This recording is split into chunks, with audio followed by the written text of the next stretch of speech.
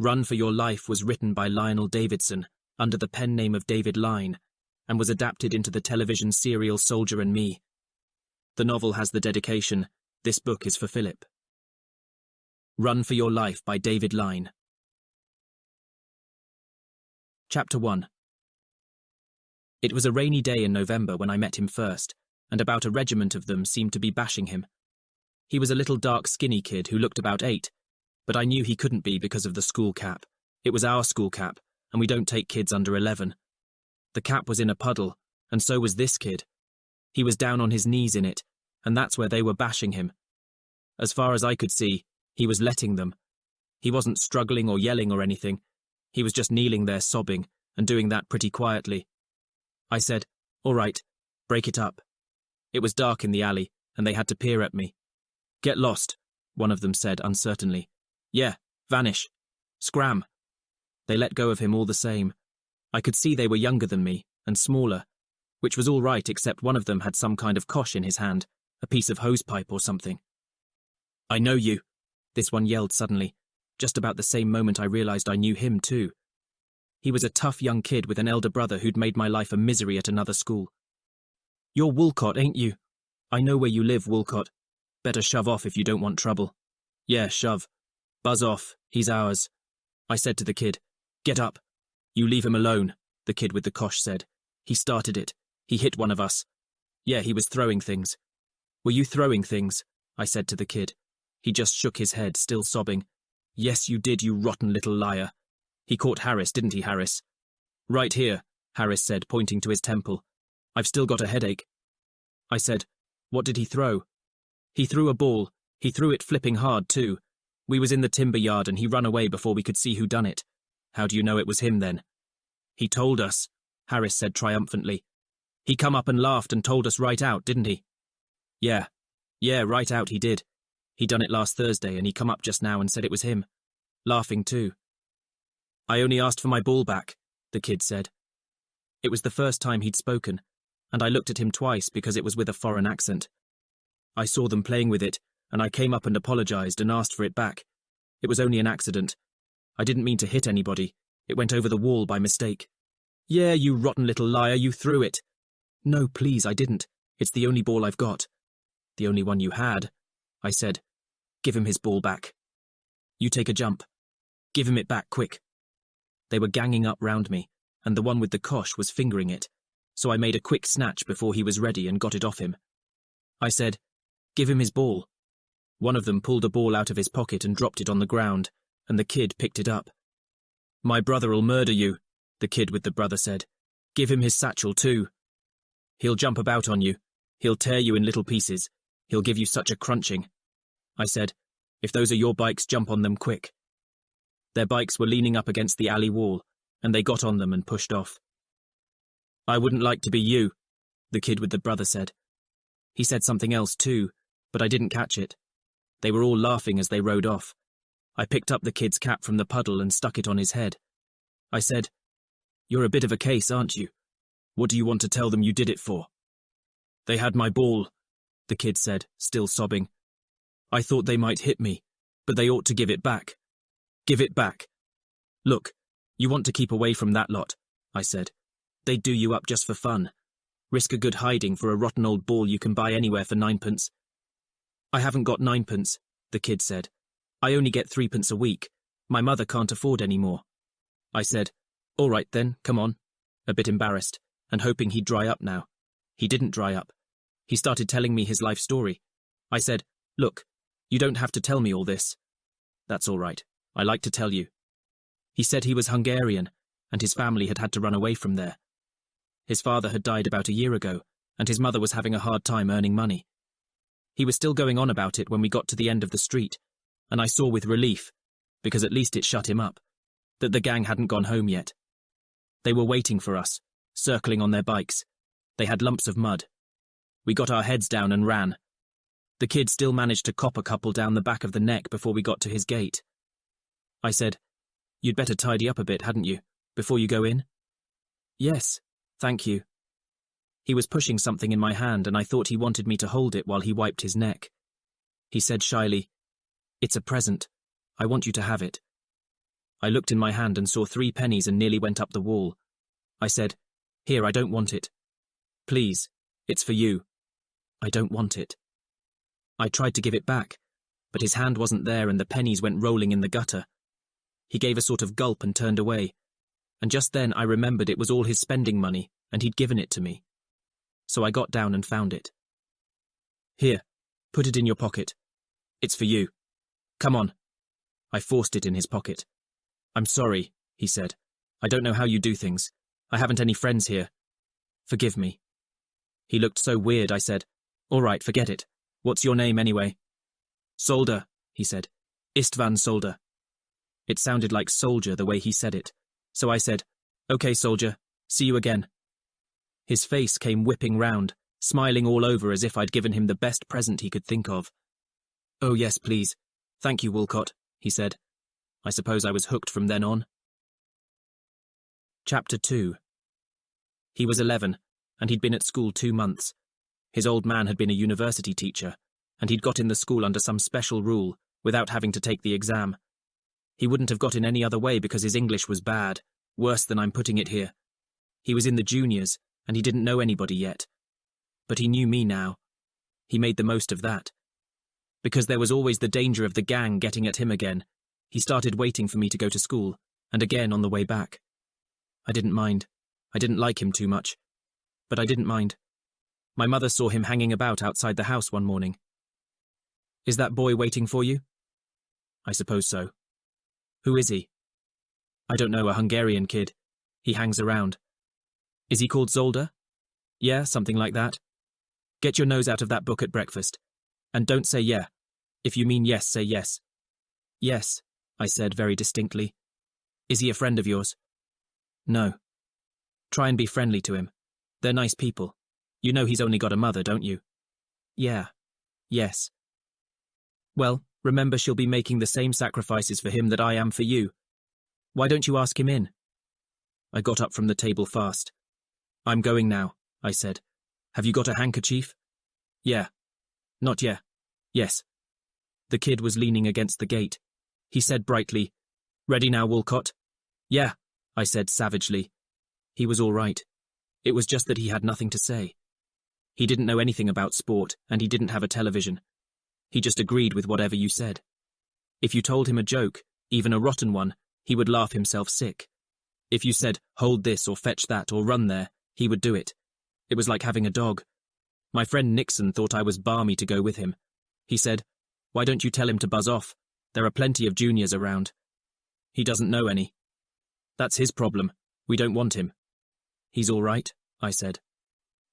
Nixon used to wait for me at the corner of Handley's Works, and one morning he was going on about last night's television. Every time I laughed and said, "Yeah, wasn't it good?" the kid did the same. After a while, this began to annoy Nixon. "Why don't you shut up?" he said. "I'm not talking to you." The kid didn't say anything. "You haven't even got a television," Nixon said. The kid still didn't say anything. Nixon grew red in the face. "Are you dumb or something?" he said. I said, "You just told him to shut up." "Then why does he laugh like a parrot when I'm talking to you?" "I don't know," I said. "Then tell him to shut up. He hasn't even got a television." "Never mind about that." "Well, if he hasn't got one, he can shut up about it."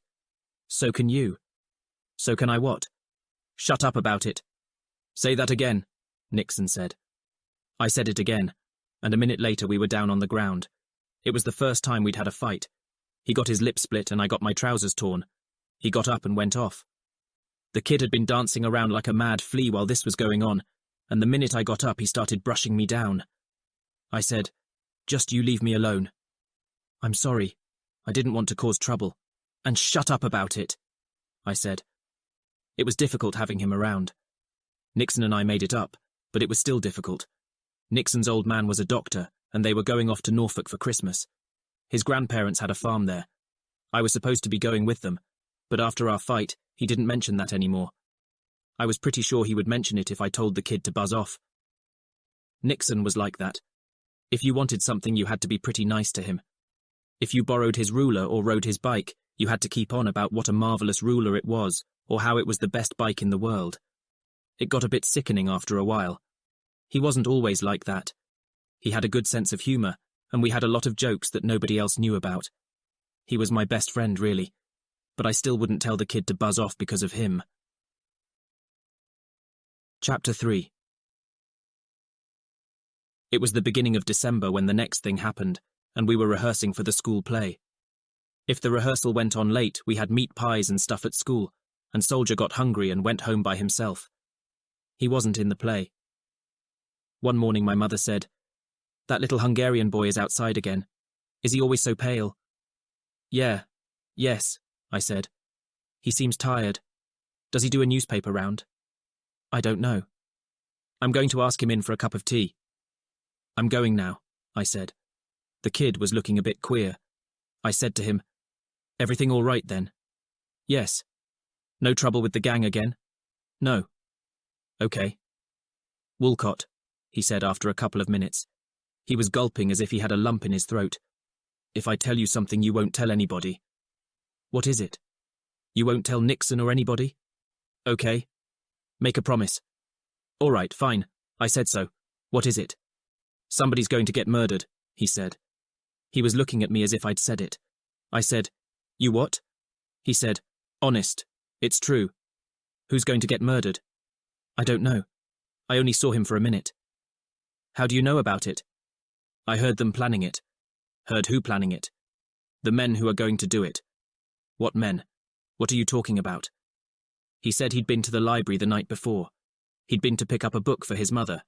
He'd got the book, and then he'd gone over to the reading section to have a look at the motoring magazines. He was keen on that, Soldier. He'd been there a few minutes when a chap near him said, "Right, here he comes." He'd looked up then, pretty fast, because the chap said it in Hungarian. 2 men were sitting at the other side of the table. He'd noticed them vaguely before. One was looking at his watch, and the other at the main door. An old man had come through the main door. He was a cripple with a big boot and a walking stick. He wore a glove over one hand, evidently to cover an injury, and a pair of thick glasses. "Every week the same," the man with the watch said in Hungarian. 10 minutes to 7 exactly."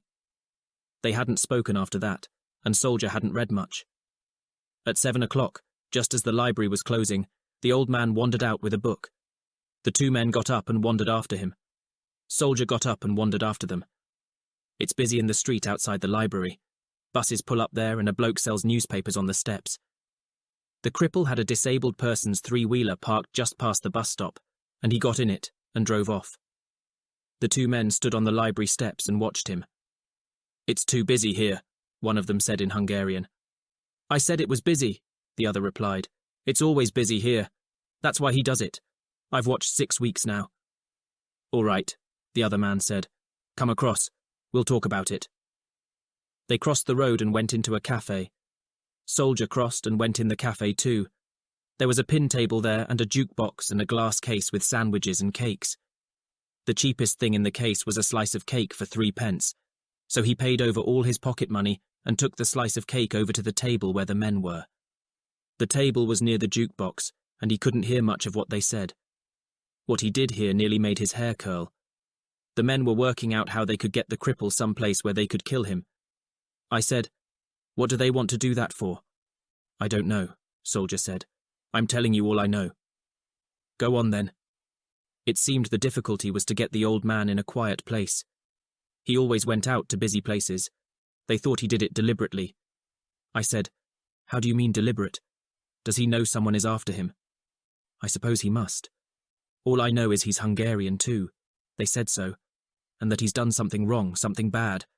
Wait a minute," he said. "Is there an English word that means, I don't know, to kill legally, to pass sentence and kill a person because he's done something bad?" I couldn't think of any word like that. It seemed a mad sort of word to be discussing on the way to school. I said, "Look, are you sure you haven't dreamed this? One of your nightmares?" He'd told me about his nightmares. When they'd run away, they had to get over some barbed wire and hide in a ditch, and every now and again he dreamed he had to do it again. "I didn't dream it," Soldier said. "Look, I haven't slept all night. I don't know what to do." I said, "It's obvious what to do. Go to the police. What else?" I was getting angry with him, rolling his eyes and twitching his face. "Oh no," Soldier said. "No, I can't do that. You don't understand."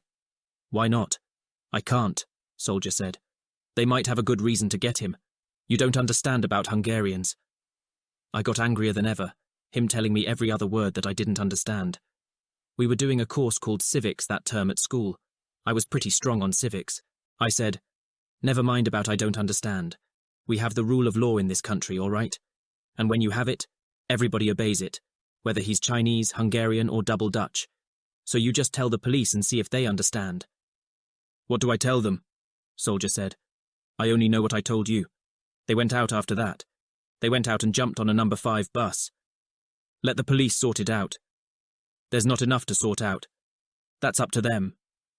No, it isn't, he said. Look, we can't let it happen. We've got to stop it. The police will. But they won't believe me, Soldier said, practically jumping up and down in a frenzy. And nor do I said. Not unless you tell them. And nor I did, angrier than ever then, because I suddenly saw he'd made the whole flaming lot up, just to have something to say, because he never did have anything to say.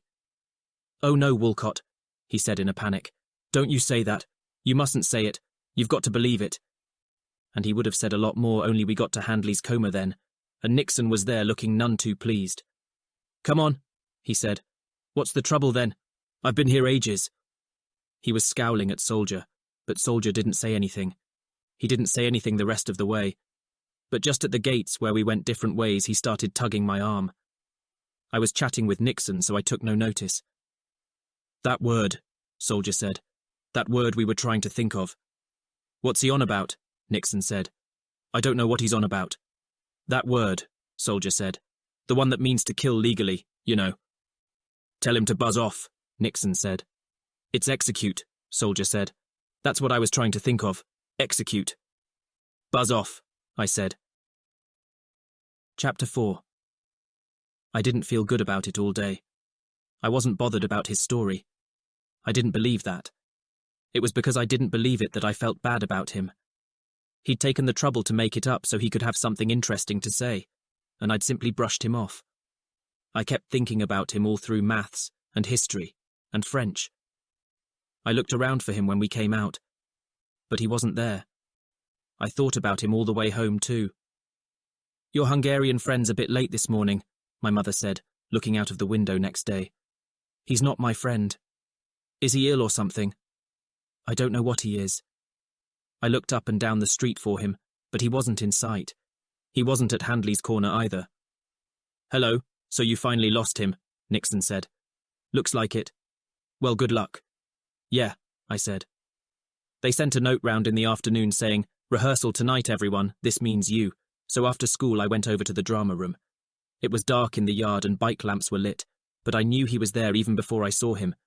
I just felt him, walking beside me. I said, hello, Soldier. He said, I'll do what you want now, Woolcott. How do you mean? I'll go to the police, he said. That's what you want, isn't it? Yeah, okay. Will you come with me? If you want. I thought I might spot that disabled person's car. I didn't spot it.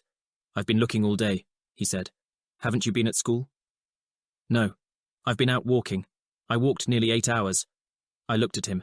He sounded pretty weak and deadbeat. I said, have you eaten anything? I hadn't any money. It doesn't matter, he said.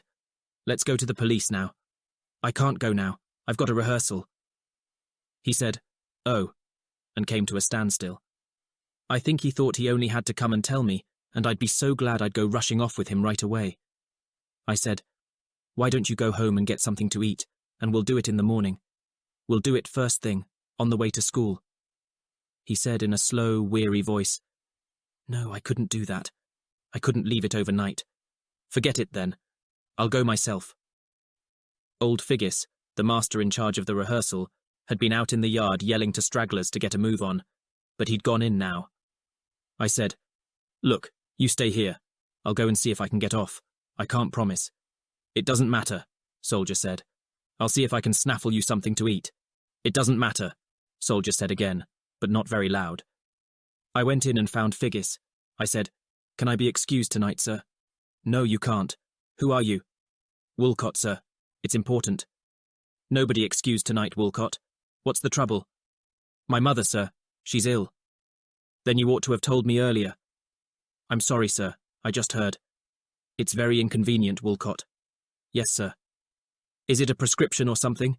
Is it something another boy could get? No, sir. She's just asking for me, sir. Well, damn and blast it, Woolcott, Figgis said. Yes, sir. Can I go, sir? It's very inconvenient, Figgis said. Yes, sir. Thank you, sir. I grabbed a pork pie and belted out again. The kid hadn't moved. I could see his pale face glimmering in the dark. Here, I said. Get stuck into that. He didn't talk on the way there. He didn't even say thank you. He just wrapped himself round the pork pie and finished it in a couple of minutes. I couldn't tell if he was sulking or just deadbeat. I didn't care much either. I was getting fed up with him. We got to the police station and he started walking straight in. I said, just a minute. What are you going to tell them? What I told you.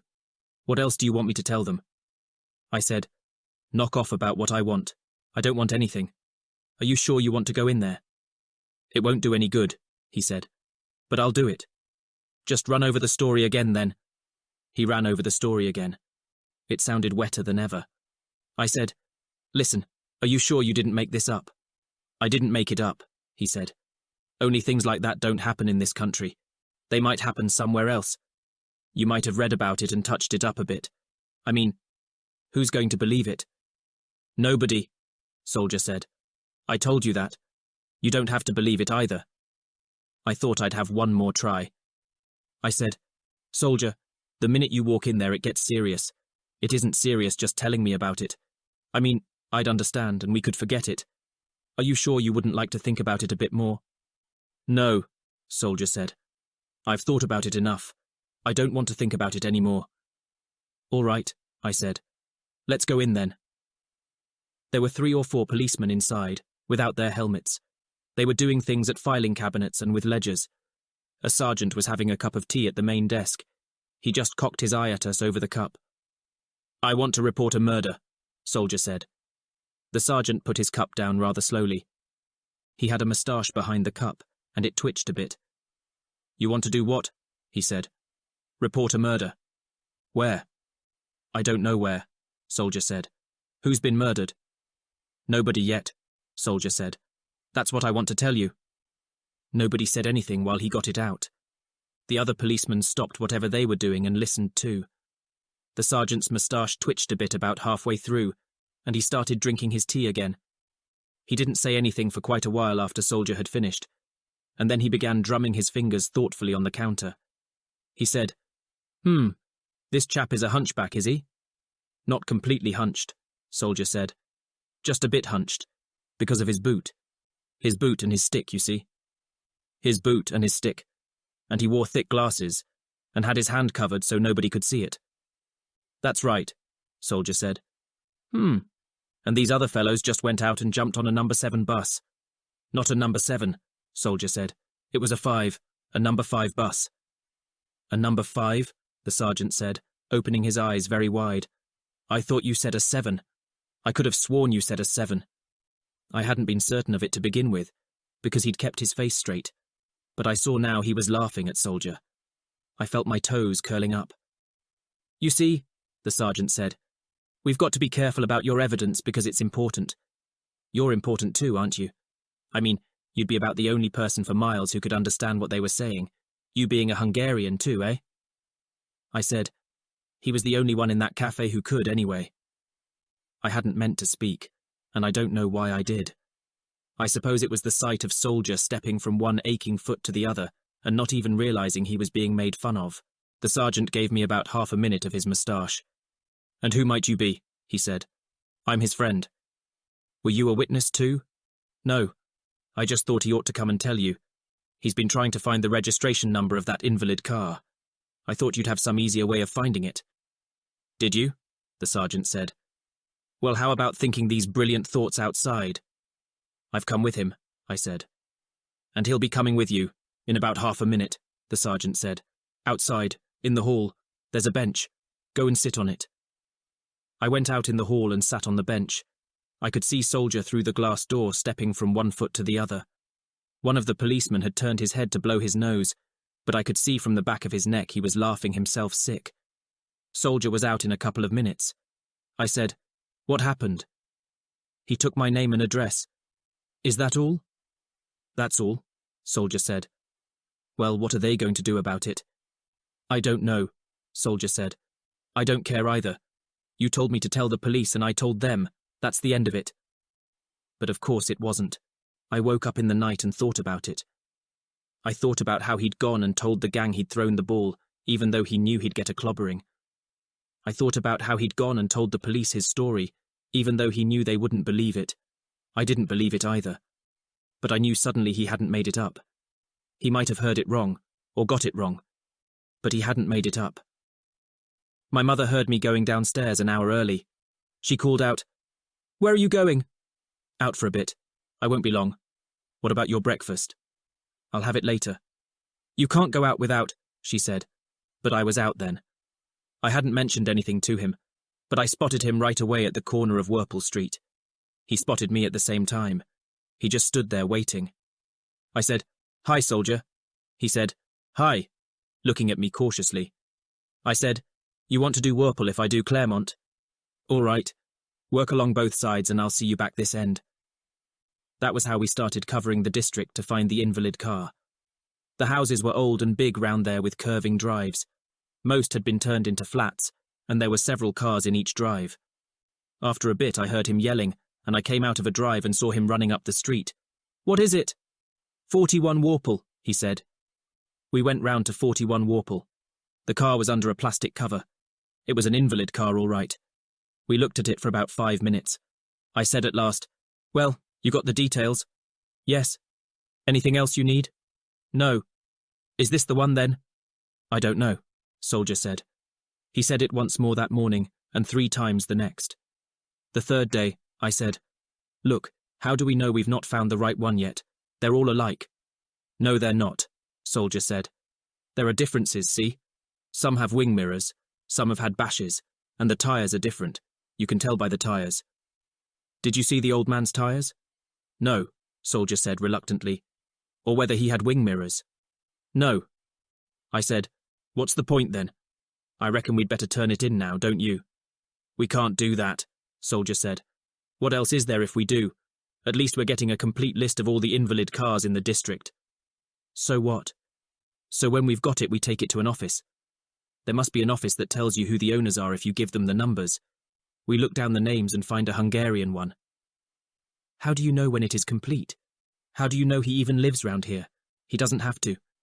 "He must live round here. He goes to the library here. They were watching him here." That didn't mean anything, but I let it go. I said, "Anyway, nobody's going to give that information to a couple of boys." He didn't say anything, but his face closed up. I said, "Do you still want to go on with it then?" "Yes," he said. "I'm going on with it. You don't have to." And after a couple of days, I didn't. Chapter 5. What I've written here might give the idea I was worrying about Soldier all this time, but actually it wasn't like that. A lot was going on just then. There was the school play for one thing, and I was in trouble with one of the masters for another. Also, there was my mother. My mother had an afternoon job in a dress shop. She didn't get on too well with the manageress there. She used to tell me every night what she said to the manageress and what the manageress said to her. She didn't bother about losing the job because she could always get another.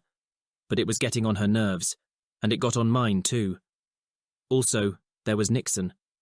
Nixon still hadn't said anything about the holiday in Norfolk. We'd made it up, but he hadn't said anything, so that was going on as well. We had the school play on December 15th and 16th, and broke up on the 20th. Nixon was going off the 22nd, I knew that. The last day everyone shook hands the way you do, and Nixon came over and shook mine. Suddenly I got in a flaring temper. I didn't let on I was in a temper. I said, "Have a good holiday then." "Yeah," Nixon said, a bit shamefaced. "And you?" "Going to the farm then?" "Yeah," Nixon said. "When are you off?" 22nd, Nixon said. "And coming back on the 5th, that was the idea, wasn't it?" Nixon went red, and I thought for a moment he was going to invite me after all, and I hoped he would so I could tell him to go and take a jump. But all he said was, "Yeah, that's it. I hear you're going to Manchester." "That's right. See you next term then." "Yeah." I was still in a temper when I got home. My mother didn't come in till after 6. She looked at me a bit carefully, but all she said was, "Did you remember to put the gas on the right number?" "Yeah." "And have your tea?" "Yeah." I was doing the yeahs deliberately, so she would pick on me and we could have a row. I felt like having a row with somebody. She didn't pick on me. She just put her apron on and started seeing to supper.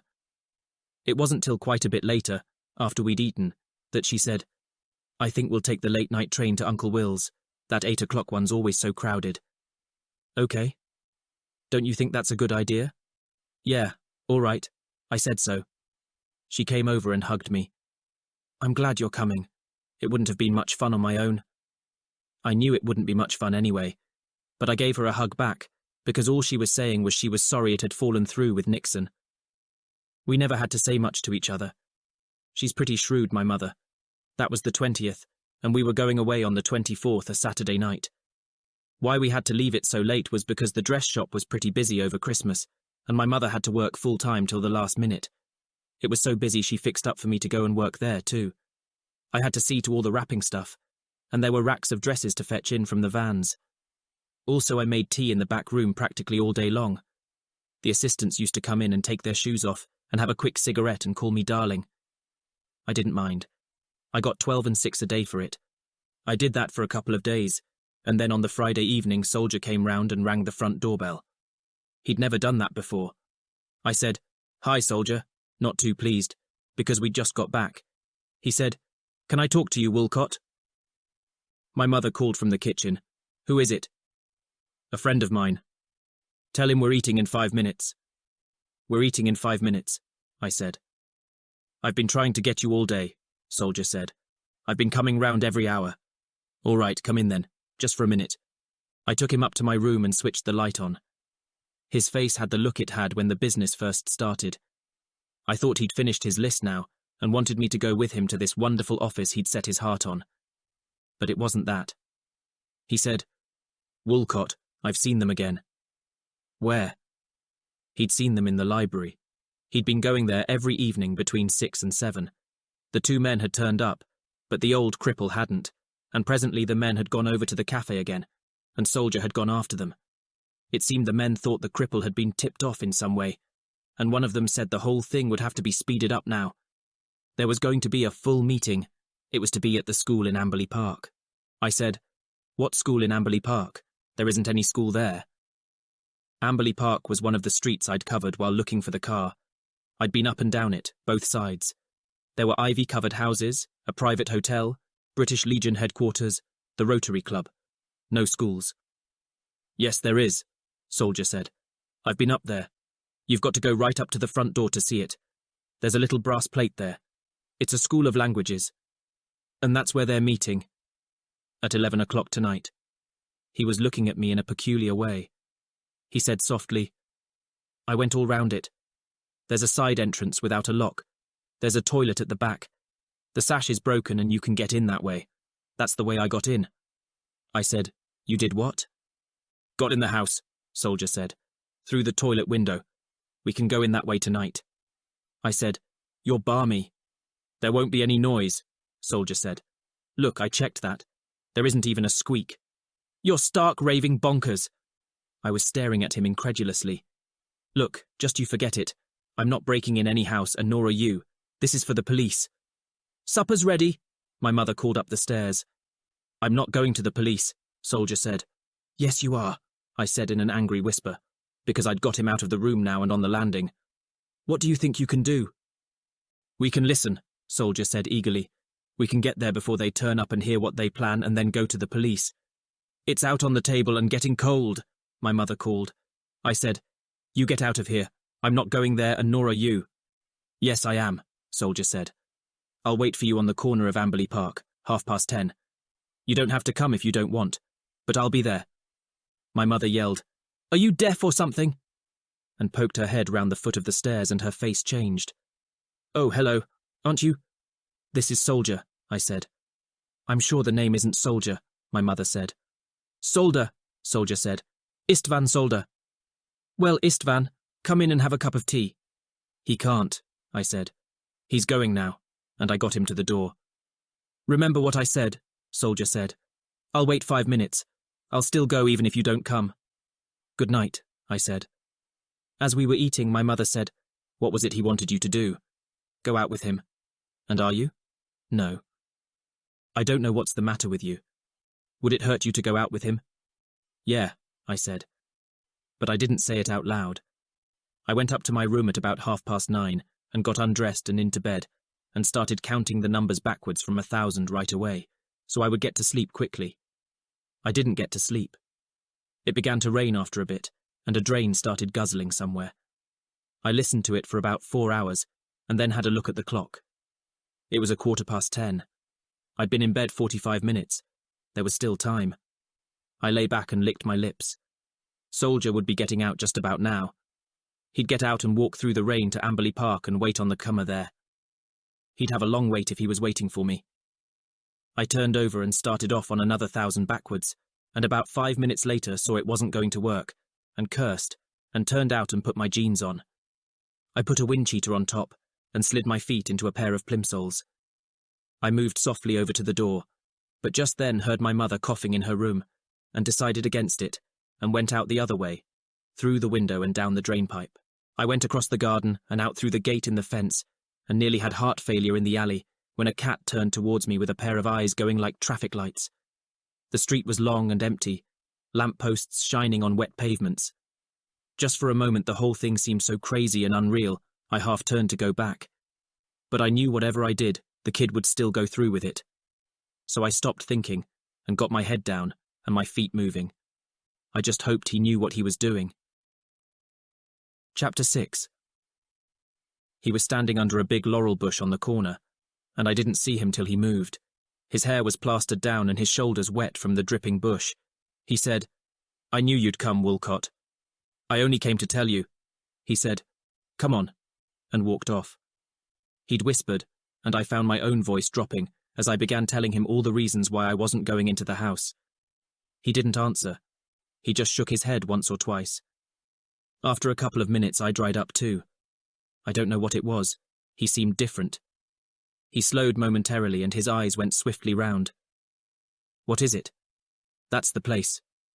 He didn't say anything else. He just walked on. He turned after a few yards and walked back.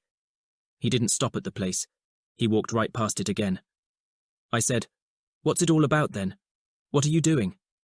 He said, "All right, nobody's here. I'll go in now. I'll go in alone. When I whistle, you come too." He didn't expect an answer. He went before I opened my mouth. I hadn't been frightened before. I'd been a bit disturbed and in a temper, but not really frightened. I began to get frightened then. I stood in the calm, dripping rain and felt my heart thud.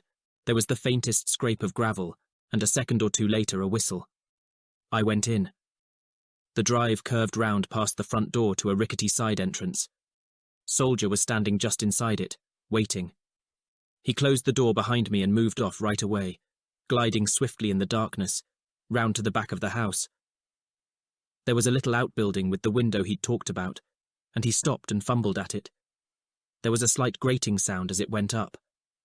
He went in first and held the window for me, and I followed him, and at just the moment he warned me about it, felt my foot going into the lavatory bowl.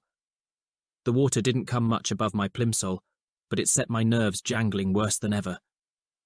He shut the window, and we waited there in the cramped toilet, listening to the sounds of the house. He wasn't more than inches from me, but I couldn't see him. Above the creaking and rustling I could hear my heart going thump, thump, thump. He said softly, "All right, I'll open the door now." "What's out there?" "I don't know. We've got a few minutes to find out." "Look, hang on." He'd gone. I went after him. It was dark out there, but not so dark. Light came in from a street lamp through a fanlight. There was a big hall with a round table covered with papers and magazines, a couple of doorways and a flight of stairs. He wandered off in the dim light by himself, sniffing round like a terrier while I stood petrified by the toilet door, ready to beat it back out of the window. He came back after a minute. "We'd better try upstairs." "Look, hadn't we better—" He was gone again. He didn't even look to see if I was following. I was following. The broad staircase was carpeted down the centre. There was a half landing with a little room and another toilet. We rounded the bend to the first landing. Every stair creaked as you trod on. I felt sick. Soldier's dark shape kept steadily ahead of me.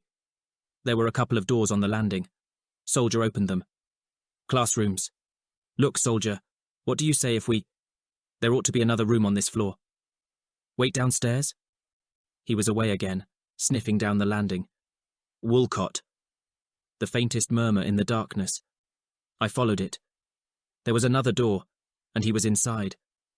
A sudden thick smell of stale cigar smoke. He said, I brought a torch. You can't see it from outside. And a pencil of light came on. He said, shut the door. I pulled it to behind me. Yes, this will be the room. There were lots of books around, shelves full of books. There was a long mahogany table and leather chairs. There were thick curtains drawn across the windows. He said, do you think we might switch the light on for a second? I practically squeaked. For Pete's sake, no. It will show. We've got to find somewhere to hide here. Not here, Soldier. Let's wait downstairs. We don't know if they'll come here. When they come in, we can see where they go and follow them. No, Soldier said. That's no good. They'd hear us coming upstairs. Probably they'll leave somebody down below to keep watch. Along the landing, then. We don't want to get stuck in here. I heard my own voice babbling on. Soldier had already turned away, and the finger of light was running along the far wall. I knew in my bones he was right, that this was the room they'd be coming in, and there was something horrible in the idea of being trapped in. In the stale, bitter cigar smoke, with thick curtains at one end and a door at the other, and nowhere to run if we were spotted, and nobody to hear if we yelled. He must have had an idea what was in my mind. He said, Woolcott, if you think it would be a good idea to split up, one up here and one below. I said, I don't know. What do you think? And hoped he would think yes, so I could make a quick dash down the stairs, out through the toilet window, and round the back of the house to the shelter of some welcome dripping bush. And maybe that's what I would have done, except just at that moment, a door closed softly below. There wasn't any possibility of error. It closed softly, but quite firmly, and a second or two later there was a step on the stairs. His torch had been turned on the wall, but now -1 don't know why, shock maybe. It swung suddenly to the ceiling, and as the beam crossed his mouth I saw his lips moving. He seemed to be praying. The beam came down then, quickly, and swung round the room. There was nowhere to hide. There was nowhere at all to hide. Bookshelves, mahogany table, curtains. I saw him going over to the curtains, and in a panic went with him, knowing it was crazy to hide behind curtains because somebody might want to open a window in the stuffy room, and then we'd be cooked, when I saw he wasn't making for the curtains. There was a little table at the foot of the curtains. There was a china ornament on it, and under the ornament a plush tablecloth that swept to the floor. He lifted the tablecloth and shone the torch under.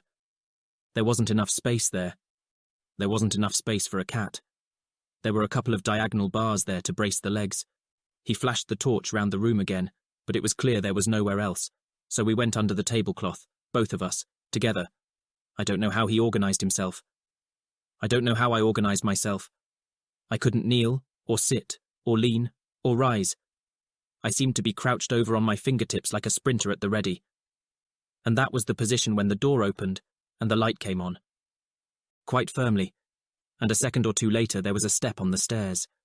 His torch had been turned on the wall, but now, I don't know why, shock maybe, it swung suddenly to the ceiling, and as the beam crossed his mouth I saw his lips moving. He seemed to be praying.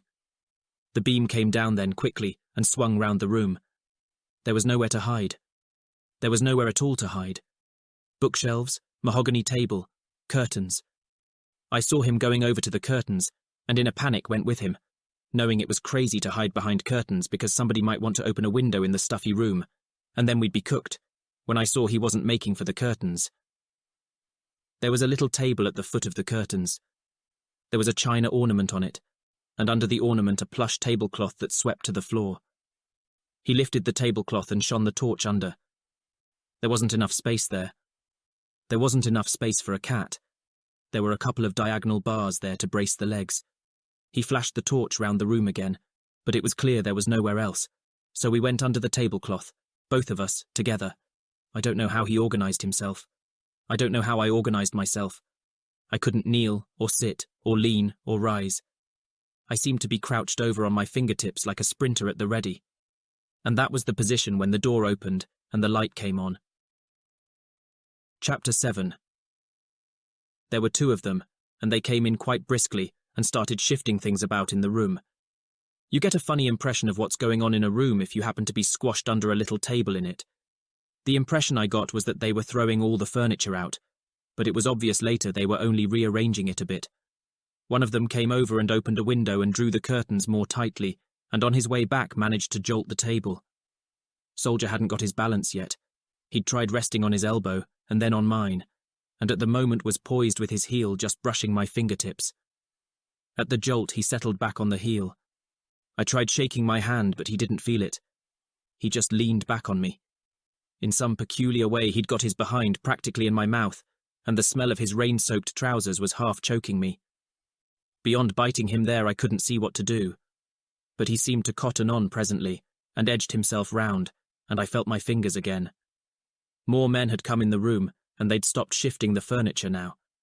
They were sitting around talking, their voices coming to us with a weird, slow-motion, booming quality beneath the plush tablecloth. I saw a chink of light flash in, and caught Soldier's fingers raising the edge of the cloth. The air was pretty deadly under there. It had been bad enough to begin with, but Soldier had turned himself round now, had shambled round in the dark like a turtle, so that his forehead was against mine, and we were gasping practically into each other's mouths. I'd lost track of what was going on in the room. There seemed to be about 20 of them there, the voices booming from different points. The door was opening and shutting, and people blundering around, the kind of row you hear from another room when you're trying to get to sleep. I whispered between gasps, "What's happening?" I could feel his eyelids flickering against my forehead. "They're discussing whether the old man has a gun. They say he has 3 fingers missing on his right hand." "How many of them are there?" 5 men in the room and 2 downstairs. They're waiting for somebody else. It made more sense after that, and presently I could track the 5 of them, track the separate voices anyway. One of them seemed to be moving about regularly, going to the door and opening it, and walking along the landing and returning and closing the door again. This was what had confused me into thinking there were more of them in the room. There seemed to be a kind of flutter in the room after a while, and I opened my mouth to whisper to Soldier. But he leaned against me sharply, and I kept quiet. He was listening, his eyelashes brushing my forehead. He said in the ghost of a whisper, "The last man's just come. He's walking up the drive now." And a silence fell. I felt Soldier's breath coming quicker against my cheek. The wooden bar under my shin seemed to be cutting it in 2, but I couldn't move. A door opened and shut below, and someone began coming up the stairs. He came slowly, and he seemed to be carrying something, a load of some kind. He came up a step, and the load came up a step. A pace and a thump. A pace and a thump. I'd got the idea even before he reached the top, but was dead sure of it as he came along the landing. A pace and a thump. Pace, thump. Soldier gave a sort of gulp, and I knew he'd got it too, and tried to lean against him so he would know I knew, but he whispered it all the same. "It's him, the cripple." Pace, thump, pace, thump. Along the landing to the door, and then a pause, a long pause. I had a feeling I was bursting. I had a feeling I had to jump up with the table on my back and yell, "Don't come in! Beat it! They're going to kill you!" But I didn't jump up, and the old man didn't beat it. There was a final shuffle and the door opened, and for a second there was silence, and then a gasp. I don't know the Hungarian for no, but I know that's what he said then. "No, no, no." Again and again. He just went on saying it till a voice spoke in the room. It wasn't particularly loud, but it shut him up right away. It said, "Bela Stepan Kalai," which I suppose was his name, and then went on in Hungarian. Sometime during the course of it, I felt Soldier trying to move. He'd been gulping a bit and catching his breath, and it occurred to me he was feeling ill or going to faint. I got one hand dangerously up from the floor and caught his wrist, and he shook it back, pretty hard, so I knew he wasn't ill. A bit of row had started up in the room, then other voices joining in, so I whispered, "What's the matter?" "It's not right," Soldier said. "They condemn him without trial. No, it's not right." "All right." "It's not right," Soldier said. He wasn't keeping his voice down particularly. I thought he'd gone mad or something. The hairs at the back of my neck started to rise. I said, "You stay still. It's not right." I don't know whether he was trying to get up, or if I was restraining him too hard. Whichever it was, he came over against me. He came quite slowly, rolling over on his shoulder, and just as slowly, his weight on me, I rolled away from him, rolled against the table leg, and felt it going, slowly, slowly. The whole operation like one of the boxing films on television when they show you the knockout for the second time round, and the fighter comes floating gently down like a snowflake, with his head round sideways as if he's bowing to somebody. I read somewhere they get the slow motion effect by running the camera twice as fast to take the picture and slowing it down to show it, and something like this must have happened to my brain the moment the table went over. For it happened, all of it, in the space of seconds, and yet every tiny movement stood out separate and distinct. There was the ornament going over just above my head, a dull thump. And immediately after, the other bang. Not much of a bang, a little report like a cap going off but with a hiss. And my own instant realization that it was a gun fitted with a silencer, something I'd only read about before.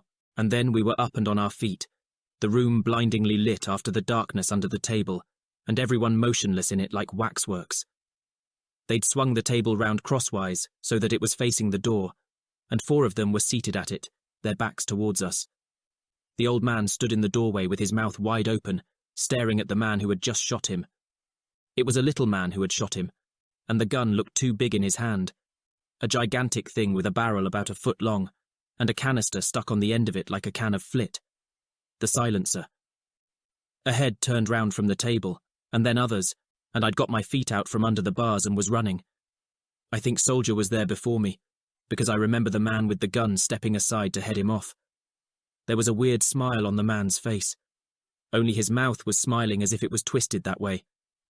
And he only took 1 step, because at that moment the old cripple fell.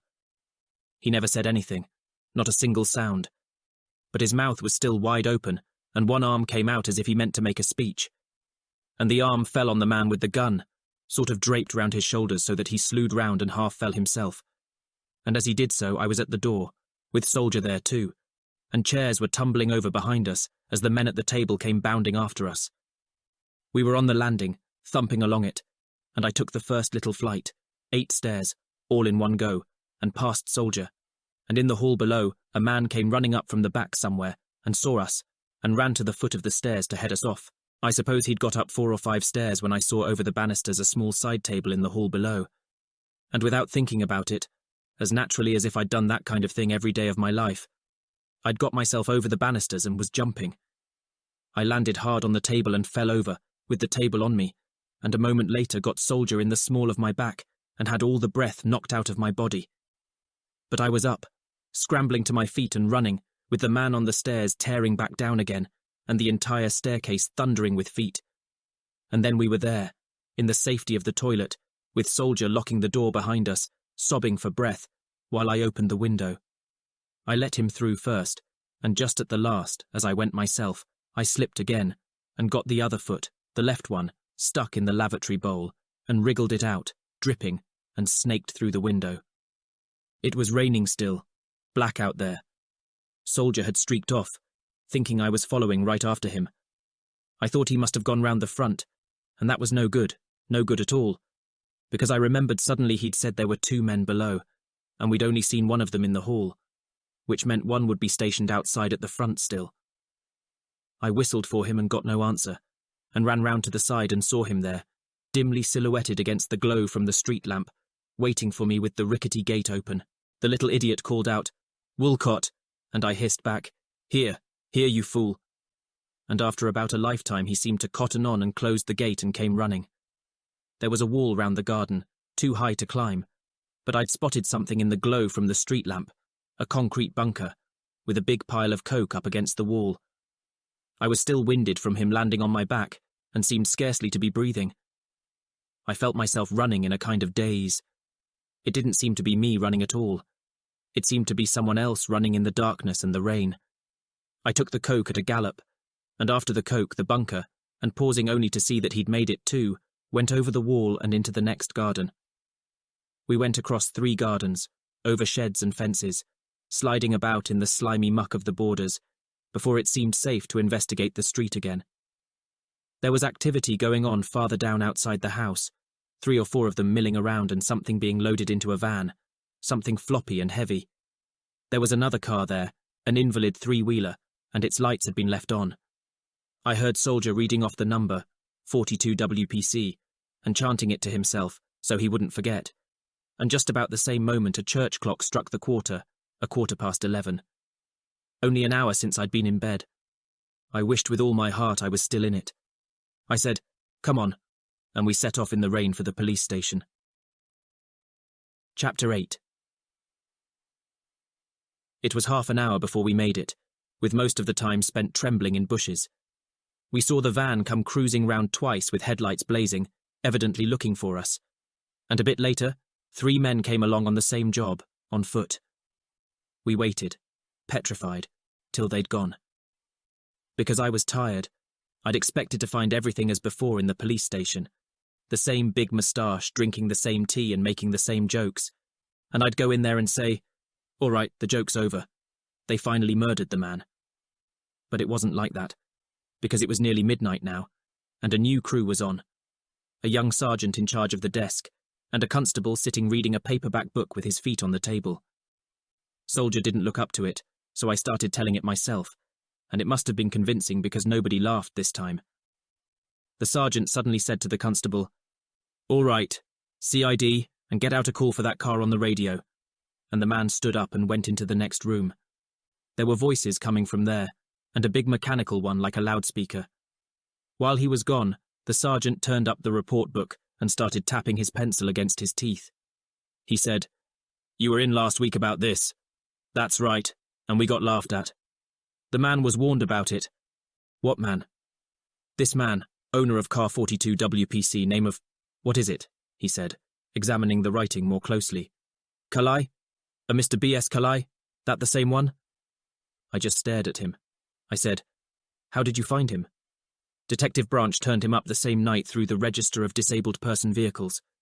He said he had no known enemies," the sergeant said, reading, "and was treating the story as a practical joke." There was a bit too much to take in here. Soldier and I goggled at each other. "If a charge like that is made," the sergeant said, "it's investigated. Have we got your name and address, by the way?" "His, not mine." "Let's have it then. Do your parents know you're out?" "No. They on the phone?" I said, "Look, my mother's alone in the house. Can't we leave it for a bit?" The sergeant grunted, but he took my name and address, and soon after the constable came back from the next room, and they talked quietly together. The sergeant lifted the counter flap. "Come in," he said. "We'll be having a brew up in a minute." We went in and through to the other room. 2 other policemen were in there, one of them on the telephone. The loudspeaker was going, but there was nothing about Amberley Park on it, just reports about stolen and missing cars. Nothing did come through about Amberley Park for quite a long time, perhaps a quarter of an hour.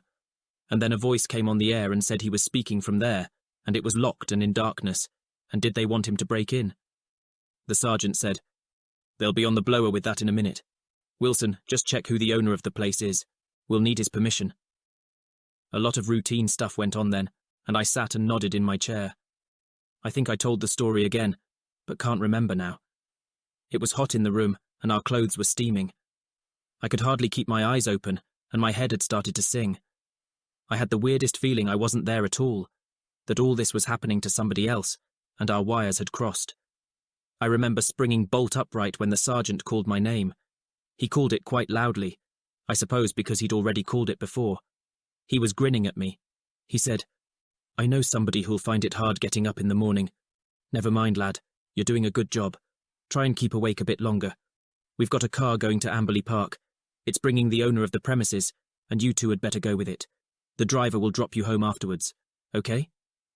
I said okay, and a couple of minutes later the car arrived and we went out. The rain had stopped now, but it was colder. A policeman was holding open the back door and talking to the passenger inside. The man made room for us, and Soldier got in first, and I followed, and the door slammed, and we were away. Nobody said anything much, and it wasn't till we'd been going for a little while that our fellow passenger spoke.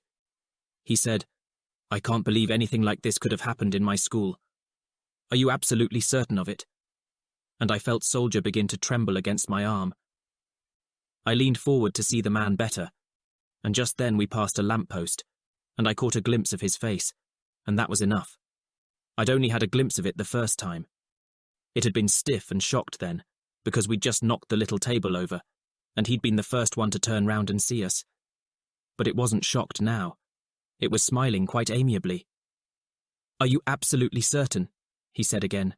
My mind seemed to stop working. I felt my heart give a single terrific lurch. Soldier began leaning against me, trembling all over as he tried to push away from the man. "Are you cold in here?" the man said, leaning forward so that I could see his lips smiling as the lampposts flashed past. "You're shivering." "Shock, sir," one of the policemen said from the front. "Don't bother them too much. We'll need to ask a lot of questions when we get there." "Of course," the man said, and settled back again. He was Hungarian. I could tell that from the way he spoke, like Soldier but a lot more correctly. I said, "Are you the proprietor of the school?" "Yes." And that was all that was said for the rest of the way. There was a police car outside the house, and the men in it got out as we drew up.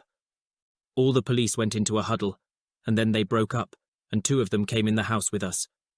Soldier was shaking so much I had practically to hold him up, and I wished someone would do the same for me, because just as we went into the hall, I remembered it all again.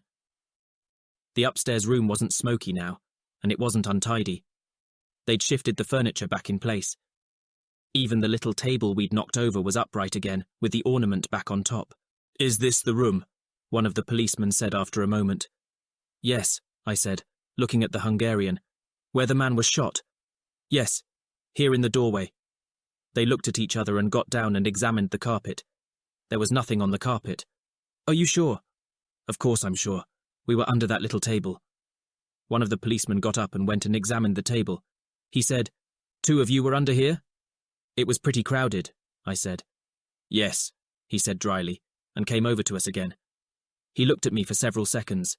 He said, "Sonny boy, if this is some sort of caper, now would be the time to pack it in, okay? It's the truth. Only when a person is shot close up, it doesn't happen like on the telly, you know." "I don't know about that. The carpet wouldn't be like it is now." "He didn't fall on the carpet," I said. "He fell on man who shot him. He collapsed on him." "He didn't touch the carpet at all?" "Not that I saw." The policemen were looking at each other with a bit more interest, but before they could ask further questions, a yell came from downstairs, and one went to answer it. The Hungarian hadn't been doing anything much during this. He'd just sat in a chair and watched us, his lips pursed and shaking his head at the policeman from time to time. He said softly, "Officer, I think these boys have had a long day. Can't you send them home now?" "In good time, sir. I won't be preferring any charges, but I'll be interested to hear what made them concoct this fantastic story." "Yes, sir. So shall we." I was wondering how to get the policeman on one side to tell him about the Hungarian. I couldn't somehow bring myself to tell him while the man was there. But just then, the other policeman returned, and the opportunity went. He had a word with his colleague and turned to us. "All right, boys, you're needed, for an identification." "An identification? You found him then?" "Yes, we found him," he said briefly.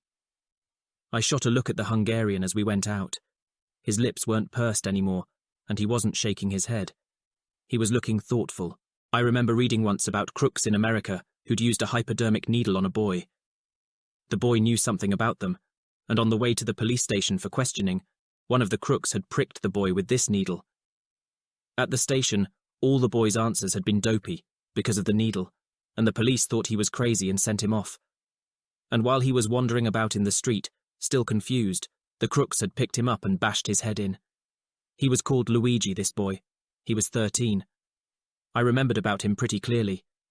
I was remembering a lot more clearly as we went down the stairs. I stuck close to Soldier and hung onto his arm, ready to yell my head off if I felt anything, a needle prick or anything. But there wasn't any need because out in the street they split us up, and Soldier and I went on in front. We went in the car that had been waiting outside. I was so relieved I started telling the driver the moment we started. I said, "Look, he was one of them." "Who was?" "That Hungarian, the proprietor of the school. He was there when the man was killed. He swerved a bit when I said it and turned to look at me. He's only trying to bluff, I said. He's trying to pretend he doesn't know us. He knows us all right. He was the first one to see us, wasn't he, Soldier? The first one, Soldier said. I said, look, you mustn't let him get away. Because he was just driving on, not saying anything, and nor was the man beside him. He won't get away, the man said. Don't you want to hear about it now? When we get there. Where is it we're going? You'll see. Is it the mortuary? The driver gave a quick grunt. Not the mortuary, he said. Where then? No Burlington Avenue? Is that where he lived, the cripple? Yes. I never did Burlington, Soldier said. He'd improved a lot since leaving the house. No, well, it's hardly in the district. I know. And just then we got to the place. It wasn't much of a place. It's that stretch of Burlington with little low buildings, a terrace of them, very old, all crumbling and boarded up. They've made a start on clearing them now, but they hadn't then. Anyway, it was one of those. The cripple's car was standing out in the street. We had to come in close to park in front, and I heard Soldier reading off the number, 42 WPC. A policeman was peering inside it with a torch, but he stopped as we drew up and came over. He said, She's been used in the past hour, Bob. The engine's still warm, but our driver shut him up and took him on one side. It was cold out in the street, a bitter blustering wind that cut through my damp clothes like a knife. I could feel myself shivering inside them like a pea in a pod. I felt as if I'd been kept awake for about 3 weeks. The front door of the house was open, and a dingy yellow light shone out onto the bit of front garden. Another light was on in an upstairs room, and just as I looked up, I saw the silhouette of a policeman staring down at us from the window. The street seemed to be full of police cars now. There'd been 2 there when we arrived, and now the one with the Hungarian pulled up in front of us. The policeman had gone into a huddle, and Soldier and I were just standing about. I smelt something on the wind after a moment, and looked round and saw it was the Hungarian smoking a cigar. He was standing by himself out in the road. He was standing with his hands in his pockets, his coat collar up, and a silk scarf round his neck. He was looking about him rather carefully, first up one end of the street and then the other, and it came to me in a flash he was planning to slip off. I went over near him right away. I'd started rugger that term. I'd started the leg tackle. I thought if he moved off in the dark, I'd move with him, and if he ran, I'd give him the leg tackle. You get weird ideas that time of night. He was a big man, well built, and probably he'd have kicked my head half in. Anyway, I moved near him, and at the same time began whistling a tune so the police would know where I was if anything happened. It was hard to whistle in the wind, and my lips were stiff with fright.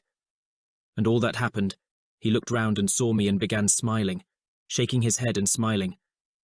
And just then the police came out of their huddle, and one of them said, "All right. In the house, please." And we went in. It was a horrible kind of house. It was the kind of house that smells of sweat and vinegar. There was no real floor covering anywhere, and the stairs rumbled and shook as we went up. I thought they'd be rumbling like that when they carried the cripple down. Soldier was shivering beside me, and I knew it wasn't the cold now. He whispered, "Woolcott, I don't want to look at him. I couldn't bear to look at him." I said, "All right, I'll do it," and pressed his arm, none too keen myself. Voices were coming from a lighted room on the landing, and the door was open there. There was a single unshaded bulb dangling on a bit of flex, and it lit up a grim little room. There were 2 or 3 chairs and a table, and an iron bed that looked as if it had come off a rubbish heap. There was also a little gas ring in a corner with a pan on it, but just as we got in, a policeman stepped back and knocked the pan off. The room seemed to be full of policemen, all too big for it, and trying to find places to put themselves. One of them was seated at a table, and when I saw who else was at the table, I felt my knees begin to knock together. "Right," the policeman at the table said to me. "Is this the man?" My mouth opened, but no words came out. For it was him. It didn't seem possible for it to be anybody else. He was sitting there eating a plate of soup, large as life. "Come in," the cripple said. "I want to talk to you." Chapter 9. I sat down. I had to because I couldn't stand up any longer. I sat down on the bed and Soldier sat down with me. I saw his mouth was open and realized mine must be too, and shut it. The only sound in the room was the scrape of boots and the steady slurping of the cripple at his soup. He kept his eyes on me as he ate, little bright eyes, tiny and sharp like a bird's, peering at me over the thick pebble glasses. The policeman said, a bit irritably, "Now then, is this the man or isn't it?" I said, "I think so," unable to take my eyes off him. "Who you saw shot tonight?" "Yes. And killed. I thought he was." Soldier began to cry then, the steady kind of sobbing I'd heard once before. Nobody took any notice of him. "All right," the policeman said heavily, and opened a notebook. "Now then, has anyone shot at you tonight, sir?" "No," the cripple said, slurping. "Have you been to 47 Amberley Park?" "Never heard of it," the cripple said. "Have you been out at all?" "Why?" the cripple said. "Do I have to get permission to go out in this country?" I forgot to put he was talking with an accent. He was talking with an accent even worse than Soldier's. What made it worse was that he was talking with his mouth full. He wasn't a very fancy eater, the cripple. He'd stopped slurping now and was cleaning out his plate with a piece of bread. He was cramming his mouth with the bread, and when he'd finished, he got up and went over to the pan and poured himself out another plate. There wasn't a whole plate of soup left in the pan because the policeman had knocked it over. I remember noting all these details with a kind of wonder. The way he walked, with a pace and a thump, and the light glistening on his tight, shiny glove. I remember noting them because none of them made any sense. I'd seen this man shot. I'd seen him stagger and fall down. I'd seen him bundled in the back of a van. How was it possible for him to be stamping about here getting himself plates of soup? It wasn't possible, but he was doing it. I had the crazy, nightmarish feeling that if only I shook my head hard enough, I could shake myself right out of this room.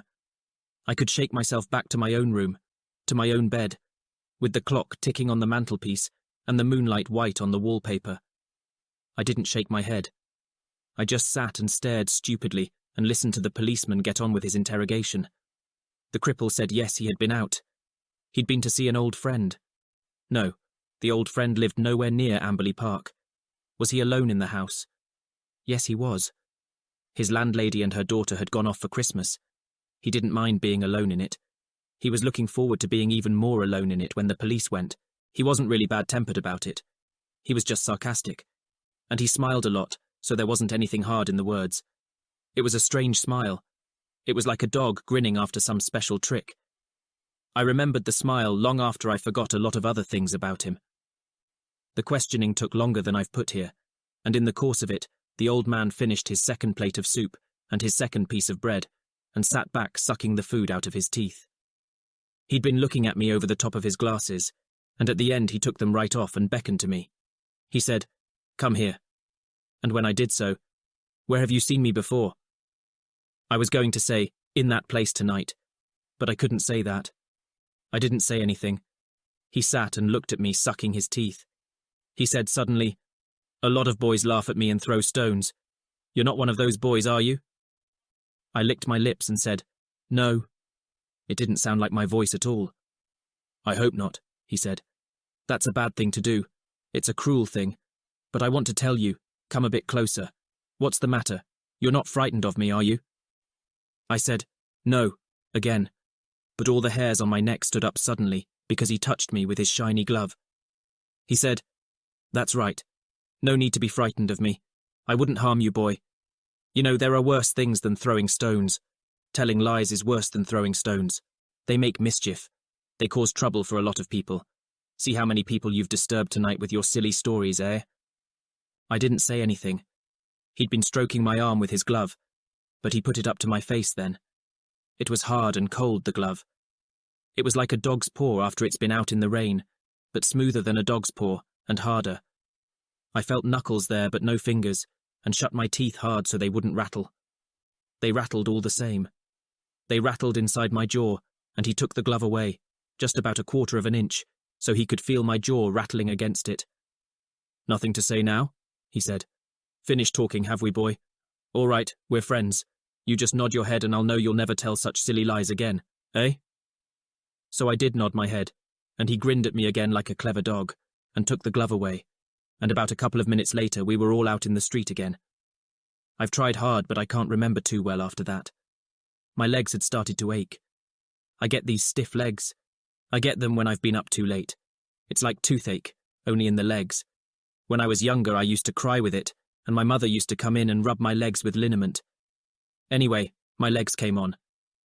It was after 2 in the morning, and I was sick and tired, and I felt the first twinge as we shuffled about waiting for the car.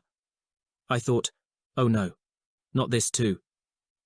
But it was, and just a few minutes after that, in the car, I got it full strength, and started crossing my legs and uncrossing them and hissing to myself and biting my lip. I remember opening the window because of the cigar smoke. I suppose because the Hungarian had lit up again, but I can't think now why he was with us. Perhaps the other cars had gone off on patrol. Anyway, he was there. Soldier's house was first on the way, and we got to it. He didn't budge. "What's the matter?" the driver said. "This is your address, isn't it? 70 Wheeler Street?" "Yes," Soldier said. "All right. Be at the station at 9 in the morning. What is it now?" The last question was because Soldier had begun whispering in my ear. I couldn't make out what he was whispering, just whoosh, whoosh, whoosh. I said, "What?" And he said, "Oh, come on, come outside." But all strange because his mouth was shaking. I said, "Outside. Why?" And he said, "Because you're staying with me, remember? Come out."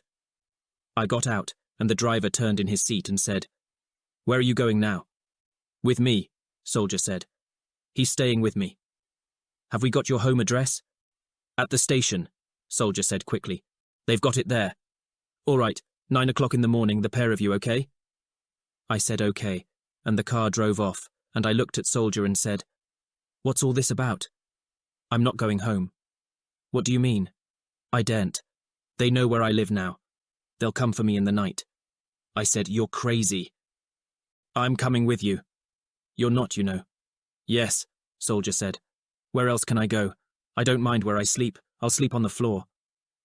My legs were aching so much I was too sick to argue with him, so I just moved off, not caring whether he came or stayed. He came, of course. He said, "Woolcott, it's worse than ever now, don't you see? I don't want to talk about it. We've got to talk about it. Not now, we haven't.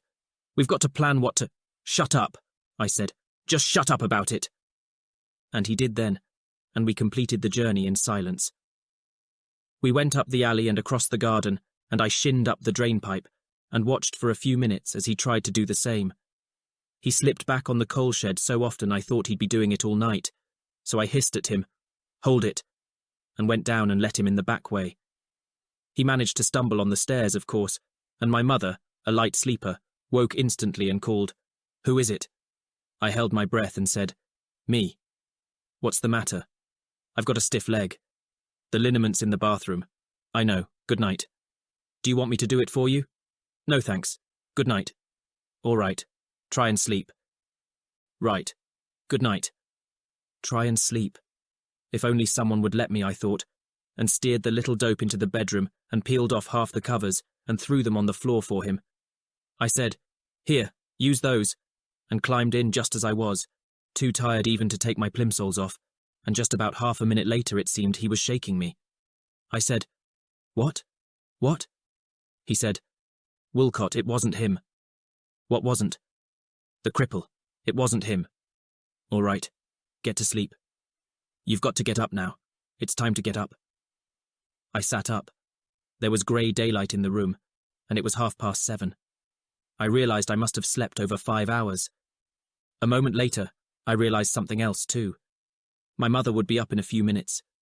I came out of bed fast. "All right, come on, Soldier. You're getting out of here."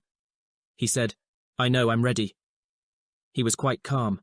He looked awful, but quite calm. He was sitting on the bed. He'd folded up his blankets and put them back on the bed. I said, "Didn't you sleep?" "No. I've been working it out. I've got it worked out now. It wasn't the cripple we saw with the police. It was one of them, one of the men who killed him." I said, "All right, tell me later." "No, now. We haven't got time. We did see him in that house." "Look, it's finished. It's all over." "No, it isn't. It's just started. Listen. Just listen and don't say anything. We did see him in that house. We're not crazy. We couldn't both be crazy. We know we saw him. We saw him alive with the police." "Not him. It wasn't. It was someone else, dressed up as him. Look, we saw him walk. He was crippled. Because of the boot. Anyone could walk like that. And his hand. A glove. I could wear that glove. But everything about him. The stoop, those thick glasses, his eyes. He couldn't see with the glasses. He kept looking over the top. When he talked to you, he took them off. Don't you remember? I did remember. I remembered pretty well. I remembered his smile and his eyes, not dim and puckered like the eyes of people who wear strong glasses. Sparkling eyes, lively eyes, smiling up at me like a clever dog. I said slowly, but someone would know what he looked like. Someone close to him. Yes, his landlady and her daughter. And they've both gone off for the weekend, remember? Probably that's why they picked this weekend, so nobody would notice his absence, so nobody would know. But someone does know. We know. Oh, they managed to fool the police. But they know they won't have fooled us, and we might convince somebody else. They know that. So if they still want the weekend to carry out whatever plan they'd worked out, and if they wanted to feel perfectly safe, they'd have to do something about us. Wouldn't they? My mouth was dry. I said, "What kind of thing?" "What do you think?" Soldier said, and nodded as he saw the look in my eyes. "That's why I wouldn't go home last night, because they knew where I lived." "You mean you'll have to stay here?" "No, not here." "What then?" A faint grin came on and off like a weak torch battery. "You still haven't got it, have you?" he said. "I won't be staying here, and nor will you be. How long do you think it's going to take them to get your address too? You gave it in at the police station. I stayed awake last night and kept the door open, ready to yell the house down if I heard anything." Just then we both heard something, and he jumped about a foot. I said, "It's okay. It's just my mother." He said, "Oh," and clenched his hands tighter. "All right. You'd better get moving now. You've got about 4 minutes before she'll be down. She'll be going to the bathroom. You can have a wash at the kitchen sink, and then wait for me. I'll bring you out some food as soon as I can. You'd better wait out in the alley." "No, I'm not going out in the alley," he said. "I'm not going out there. I'll wait in the garden. I'll find some place to hide."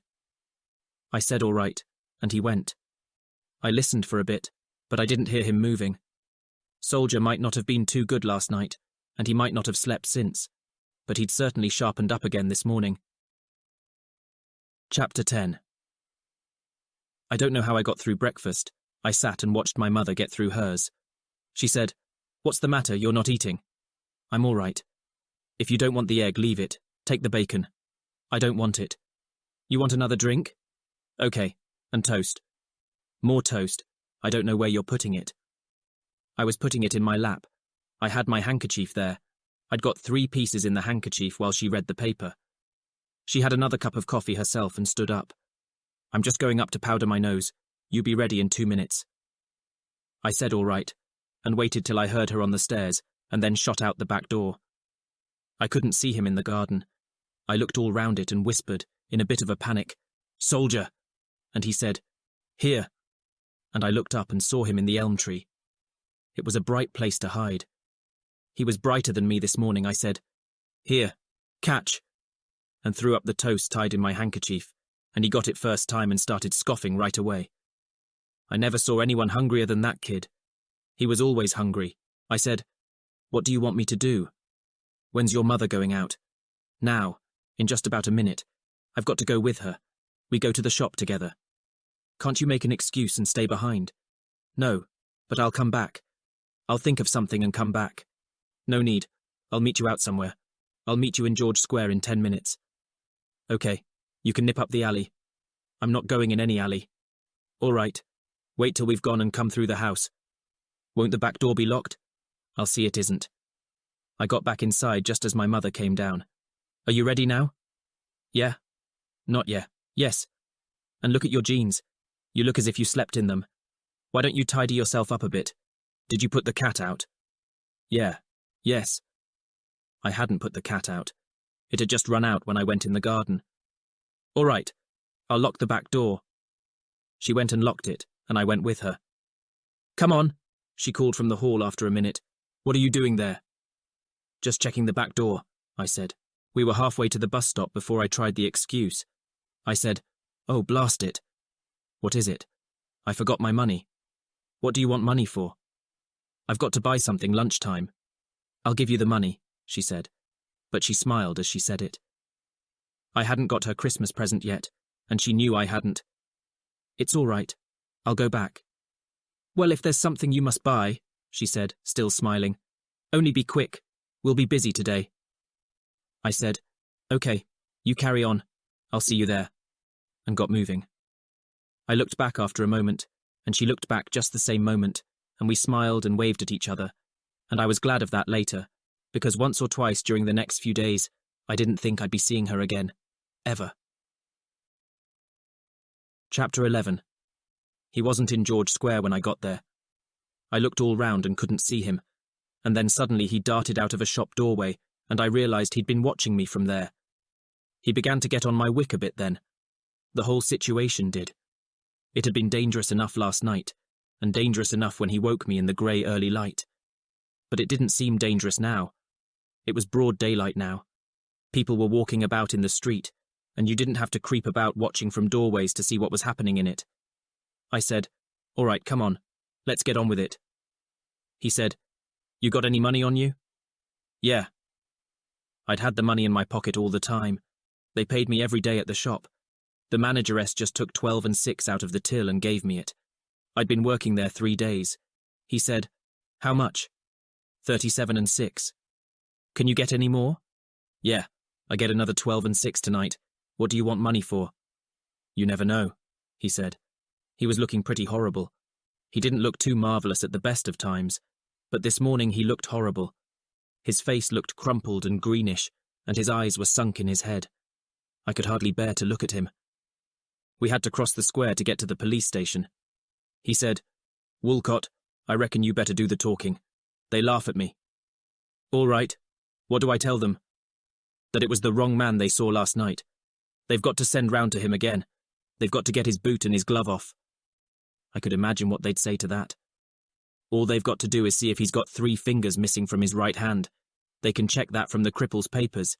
They mark down any kind of physical defect when you come in the country. They did it with me, Soldier said. The aliens office does it. You think they're going to bother? No, he said. I don't think they will, but we've got to try. And suddenly he stiffened and said, In here, quick. I jumped in a shop doorway with him, and smartly too, because just at that moment I saw for myself. A man was coming out of the police station. He was coming out briskly and smiling to himself. It was only his mouth that was smiling. I'd seen him doing it the previous night. I'd seen him all in that moment when we came out from under the table and the cripple fell on him. His mouth was smiling because it was twisted that way. He was past us in a few seconds, head down, lip grinning at the pavement. I said, Where do you think he's going? And Soldier said, Where do you think? He'll have your address now. Come on. And we went across. The police station is just a few yards from the main postal sorting office, and there's always a lot of vans there and people milling around. Soldier scuttled through so fast, one of the postmen yelled after him, Watch it! Whip it quick! Which was a television joke at the time, and a few of them started larking around trying to catch him, yelling, What's up? Someone pinched your trousers? I forgot to put that soldier always wore very short trousers. I don't know why, but he did, and his spindly bare legs made him look weirder than ever. But we got through them and into the police station, and as luck would have it, it was Big Moustache on duty again. He said, Ah, the boy detectives. I said, We were told to report here. So you were, Big Moustache said, and opened his book and wrote something in it. He did all this very slowly and in a way that set the other policeman grinning and my toes curling inside my shoes. He put his pen down when he'd finished and just looked at us without blinking for about a minute. I tried to look back at him, but couldn't, and presently he said, You horrible little boys, you horrible, miserable little boys. What am I going to do about you? He didn't expect us to tell him, but he waited a bit, twitching his moustache. I know what I'd like to do with you, he said. I'd warm the pair of you up so you couldn't sit down for a week. But all I'm instructed to do is tell you you've been very naughty and not to do it again. So don't, he said, bending down over the counter and hanging his moustache about an inch from my nose. I'd expected this kind of performance, but it was a bit unnerving all the same. I just looked at the counter. The owner of the school sent his assistant round here this morning, he said slowly and very precisely. He is not making any complaint. He is just writing to your parents, so take it to heart, all right? I licked my lips. I said, "Did you give him my address?" "I did," the sergeant said, and waited. "Anything else to say?" Yes, Soldier said. I'd heard him panting a bit while he waited for me to speak. "Yes, you've got the wrong man." He said it in a sort of squeak, and the sergeant looked at him in disbelief. His mouth dropped open. "You what?" he said softly. "The cripple. It wasn't him. It was somebody else." "Who else?" "I don't know," Soldier said. "But you can check with his papers at the aliens office. He should have 3 fingers missing from his right hand. All you've got to do is get his glove and his boot off and you can see—" "Hop it," the sergeant said. His mouth had been working for a bit, but nothing had come out. "You hop it, before I go up the wall." He'd started opening up the counter flap, and I stepped back, but stopped suddenly, ashamed that I'd let Soldier say it instead of me. I said, "Look, just listen for a minute, please." "Out," the sergeant said. "What trouble would it be? It would only take a few minutes and then you'd see. We know it wasn't the cripple. We saw him shot." "Get," said the sergeant, speaking very slowly and in a choked sort of way. "Out. Both of you. Now immediately, before I go stark staring, raving, gibbering mad. Hop it. Shoo. And let me pretend you're just a nasty dream." He said the last bit to himself and not to us, because we were out now. He'd shooed us out. He'd come from behind the counter and put a hand behind each of us and shot us through the swing doors. And I found a funny thing had happened to me. I'd got in a flaring temper. I was frightened, but in a temper too, and I half turned to go back in, but Soldier put his hand on my arm. "Forget it," he said. "What good can it do?" And we went down the steps and out into the street instead. We didn't say anything after that. We just started back home. We didn't have to go too far either. We just had to go to the corner of the street. He was leaning against a lamppost there, reading a newspaper. A stiff breeze was blowing down the street, and it blew the corner of the newspaper away from his face so we could see his lip grinning into it. It only needed one look, and we turned round and went back. We didn't have anywhere to go in particular. We didn't have anywhere to go at all, really. I said, "You got any idea what we ought to do now, Soldier?" "No," Soldier said. "We can't go back to the police. We can't go to the shop," I said, ticking off in my mind all the things we couldn't do. "What would be the point of going there? I don't want to get my mother in danger." "No," Soldier said, "and nor do you." "No. So what else is there? Have you got any relatives in town? Anybody close to you?" "No." "Or in the country?" "No," Soldier said. "I'd got my Uncle Will in Manchester. He knew what I thought about my Uncle Will, so I didn't say anything. He didn't say anything either, which annoyed me. He seemed to be just waiting for me to ask a question so he could say no. I said heavily, "All right, if we can't stay here and we can't go to relations, where are we supposed to go?" Soldier creased his forehead and thought. "To friends," he said. "In the country?" "You got any friends in the country?" "No." "Why don't you shut up then?" "Have you got any?" Soldier said. I started to say no and stopped, because I suddenly remembered I did have one. I had Nixon. Nixon was in the country. I said, "Well, there's Nixon." "That's right," Soldier said. "What do you mean, that's right?" "That's right, he's your friend. He is, isn't he?" "Yeah, that's right then. That's all I said." I looked at him, but he wasn't looking at me. He wasn't looking at anything in particular. I said, "Anyway, what could Nixon do?" "I don't know," Soldier said. "I don't suppose he could do anything by himself." "What do you mean, not by himself?" "I didn't mean anything," Soldier said. "You mean Nixon's father?" "I never even mentioned Nixon's father. I never thought about him." I suddenly started thinking about him. My toes began to tingle as I thought. I wondered why I'd never thought of him before. He was a pretty good bloke, Nixon's father. He was our doctor. He didn't laugh if you had a pain in your elbow or something. He didn't say run about in school and it will go away. He listened to whatever you told him. Practically everybody in the district went to him. I suddenly remembered Soldier went to him too, and looked at him suspiciously. I said, "Nixon's in Norfolk." "Is he?" "I told you he was in Norfolk. He's on this farm there with his family. I was going there too. I told you about it." "I don't remember," Soldier said.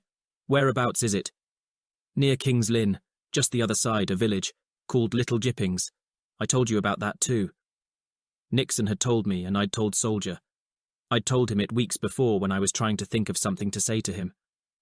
How long does it take to get there? Soldier asked. I don't know. 3 or 4 hours, maybe. Anyway, I said, we haven't got enough for the fare. I said the last bit to trap him, because I was sure now, and he was so eager he fell right in. Yes, we have, he said. We've got 37 and 6. It only costs 12 and 2 half fare to get to King's Lynn. I said, oh, how do you know that? And he gulped a bit but didn't say anything. I said, Soldier, you didn't happen to go to the railway station before going to George Square, did you? I did just happen to look in, he said lamely. He'd worked it out himself. He knew it was no use trying to push me. I had to persuade myself, so he just steered me the way he wanted to go. He's a tricky little kid, Soldier. He's very tricky. But he's a rotten liar too, so you can usually get him if you wait. You might have a long wait, though. Chapter 12. There was a queue about a mile long at the ticket office, so we put off ringing my mother till we knew we'd be getting on the train. I was going to ring her at the shop, and she would tell Soldier's mother.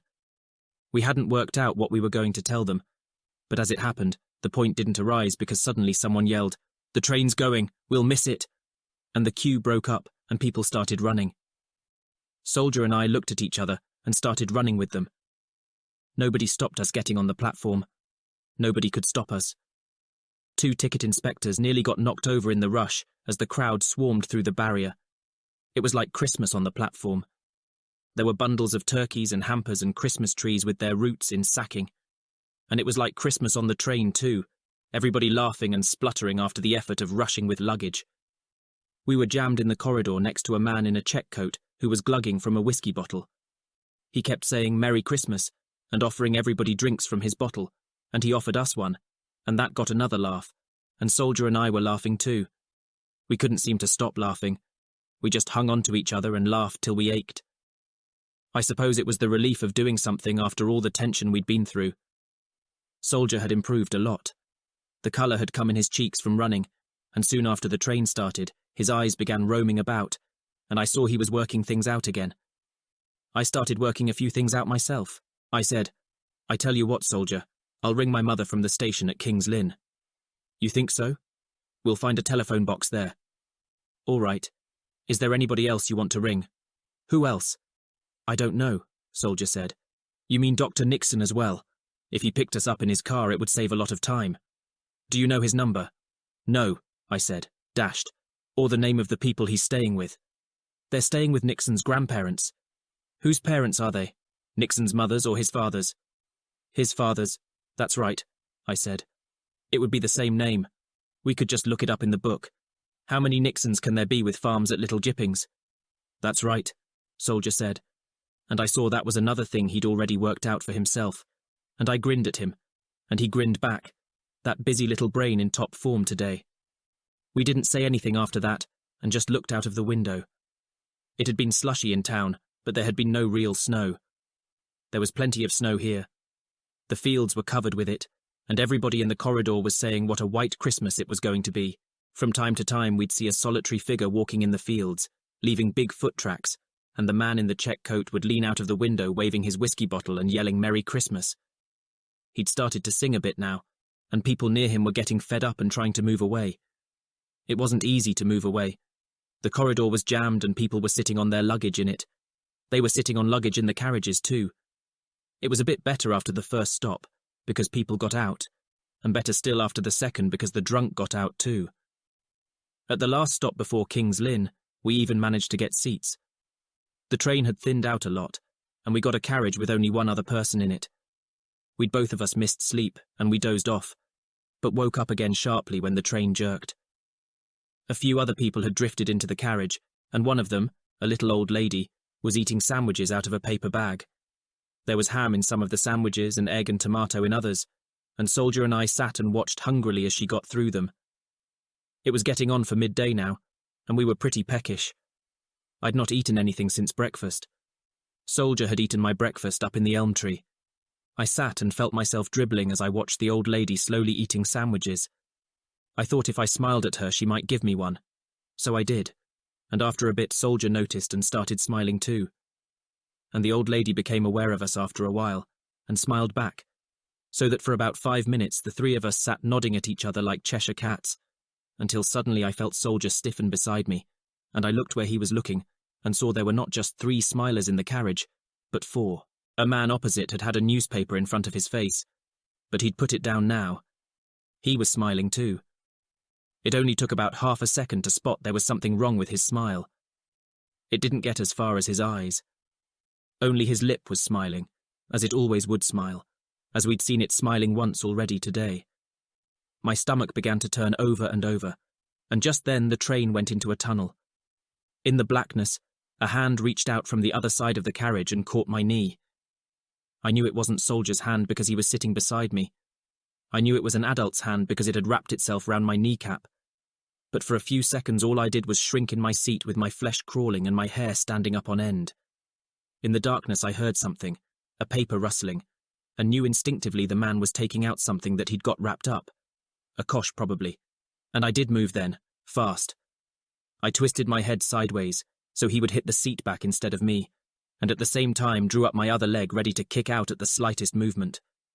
And just about at the same moment, I got a whiff of what was in the rustling paper, and brought my leg down again smartly, and managed it just in time, for as the train came out of the tunnel, there we all were, myself sitting up nice and straight, and the old lady leaning over and shaking my knee with one hand, and offering me a sandwich from her paper bag with the other.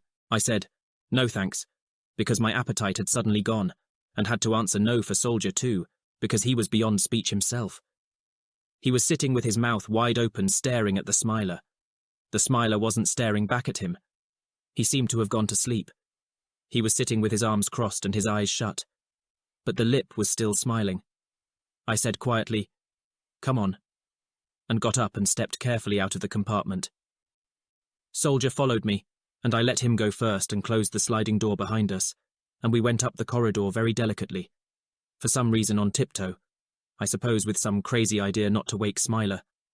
And just about 10 seconds later, I heard the sliding door going again, and looked back and realized we needn't have bothered, because Smiler was coming up the corridor too. I went practically berserk then. I felt blind and helpless, and my only instinct was to run. So I kicked Soldier on the heel and thumped him hard on the back of the head, and he got the idea and took off up the corridor like a hare. The train was going a fair lick then.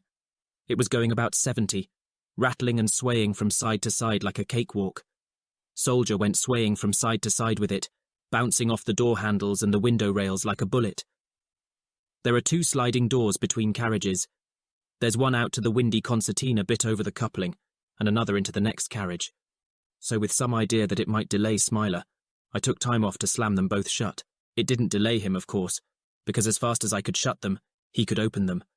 And when I looked back at the end of the next carriage, he was still there. He wasn't hurrying particularly. There was no need for him to hurry. He knew we weren't going anywhere.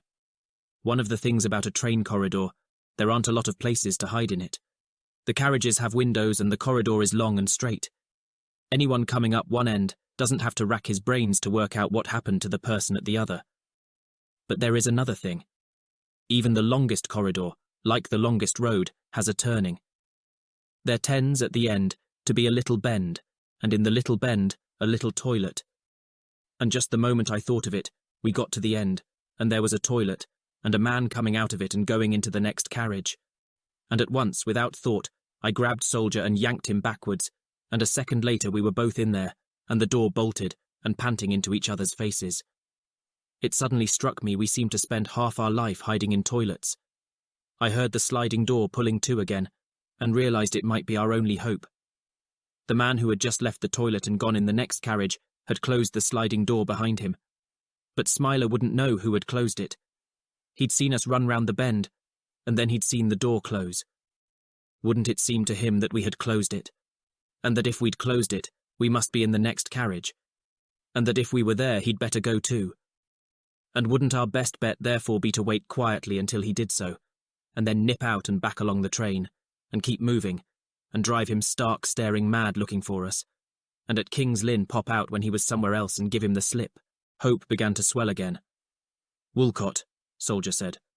"What are we going to do?" "Just keep quiet." Shall we pull the emergency cord? Of course not.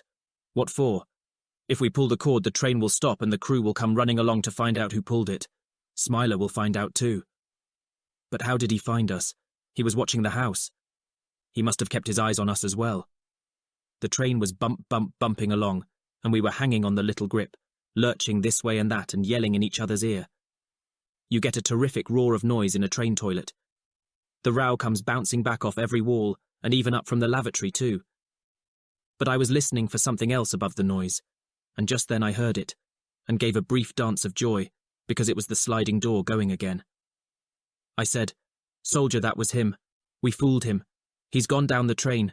Just keep perfectly quiet and I'll check." I gave it a few seconds and unbolted the door cautiously and opened it. There wasn't anybody there. So I waited a few seconds more, even more cautiously, and went right out of the toilet. I went up to the sliding door and looked through it, and nobody was there either, and I turned round and grinned, which was about the last time I grinned for a week. Smiler was standing there. He was standing grinning back at me. He was standing about 10 yards up the corridor, leaning against a window rail. He wasn't really looking at me, but at the window. He could see me reflected there as clearly as I saw him. I shot back to the toilet then, quicker than I've ever moved in my life, but hadn't quite made it when there was a terrific wham and I was on the floor. I thought in a panic, "He's done it. The little idiot has pulled the emergency cord," but was wrong because Soldier hadn't pulled the cord. The train had just slammed on its brakes for a sharp reduction of speed and was now chuntering slowly along.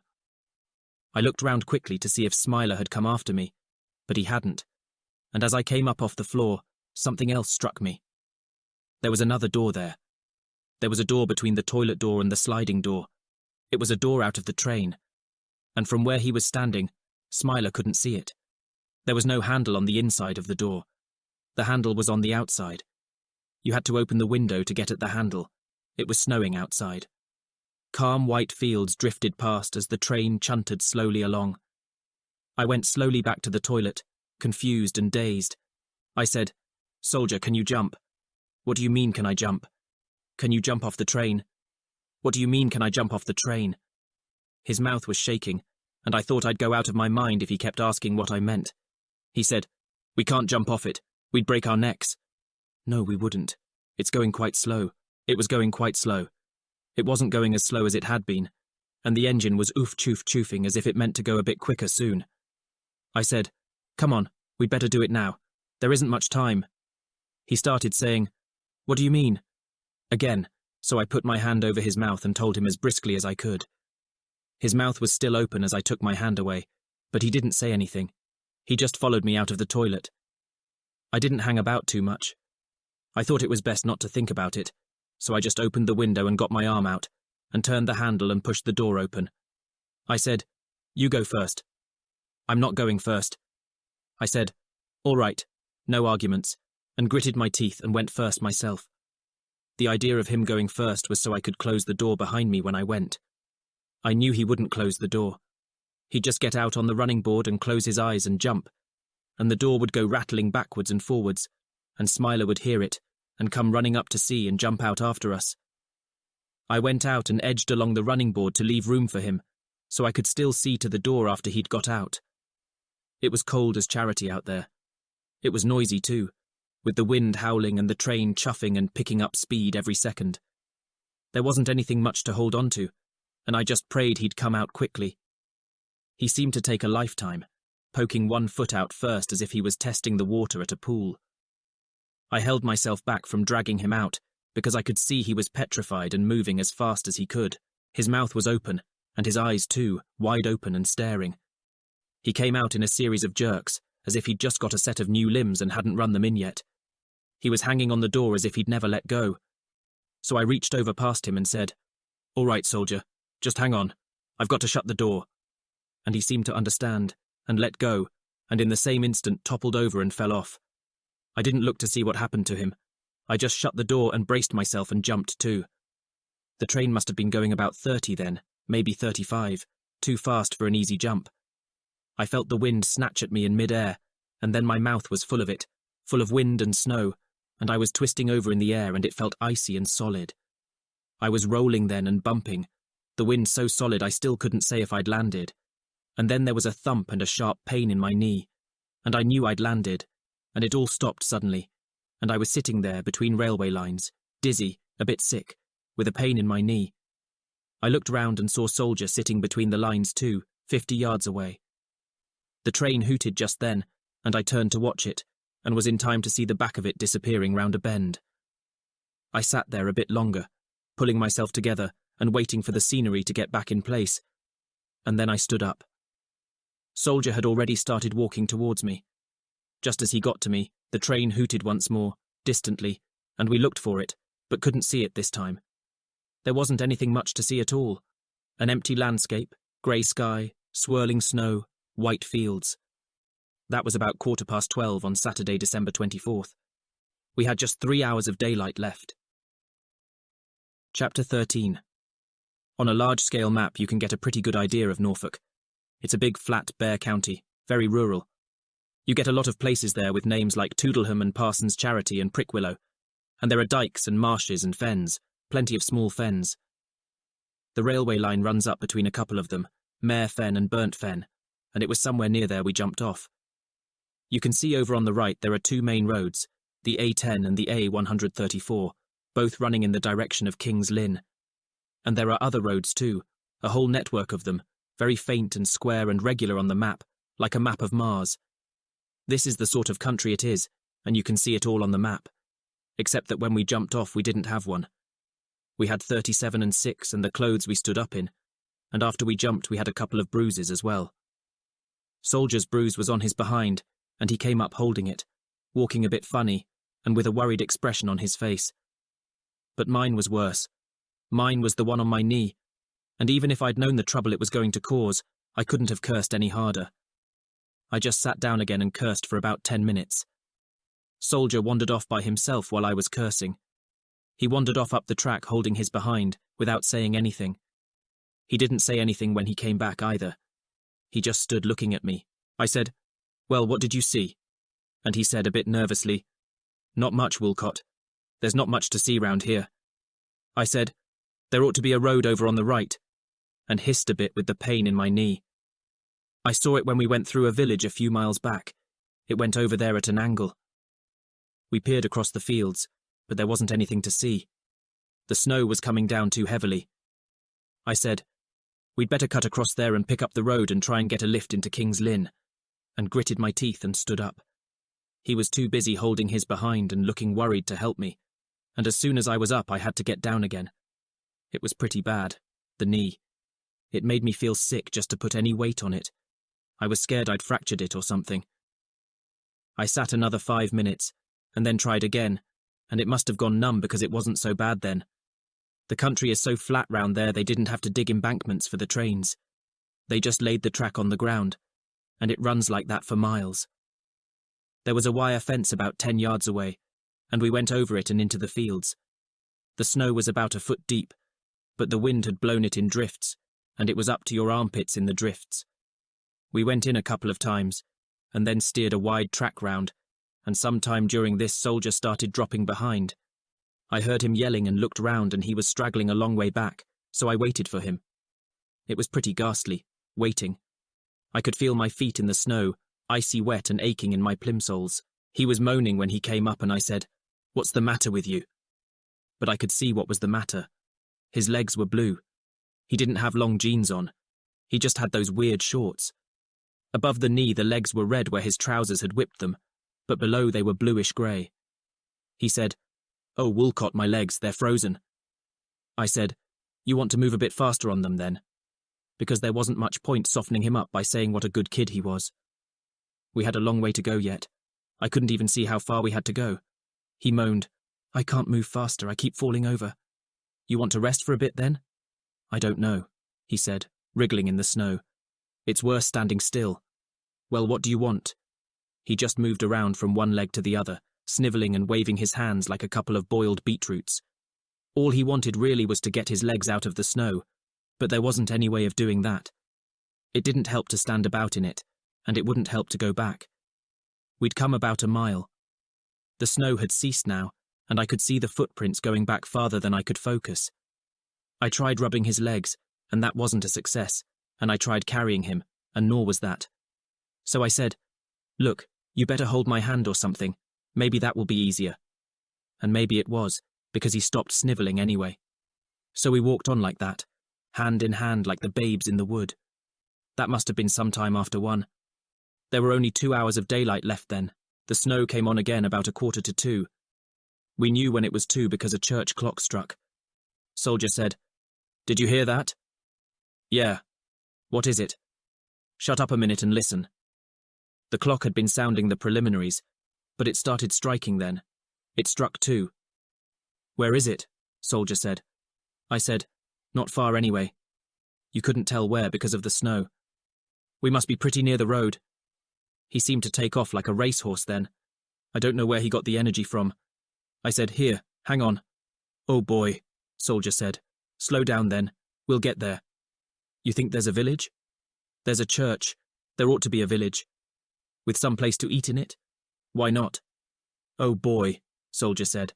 "I'm going to have a plate of soup, then a steak and chips, then a piece of apple pie, then—" I said, "Look, I don't know if—" "Or spotted dick," Soldier said, "instead of the apple pie. Then—" I said, "Look, you dry up," because he was making me nervous. "If you want something badly, it's best not to talk about it too much. It has a habit of fading away." "And a banger," Soldier said. "A long brown crinkly banger with mustard and fried onions and—" "Shut up, you," I said. "Just shut up, see?" "Oh boy," Soldier said. His lips were wet and he was grinning, but not at me. He was grinning down at the snow, as if it was all waiting for him there, on a big plate with a knife, fork and spoon alongside. "Oh boy," Soldier said. "Oh boy, oh boy, oh boy." We got to the road about 10 minutes later. We saw the trees first, and then the line of little bushes in front of the trees, and scratched our legs going through them, and came out on the road, and looked both ways. I don't know what we expected to find there. There wasn't anything there.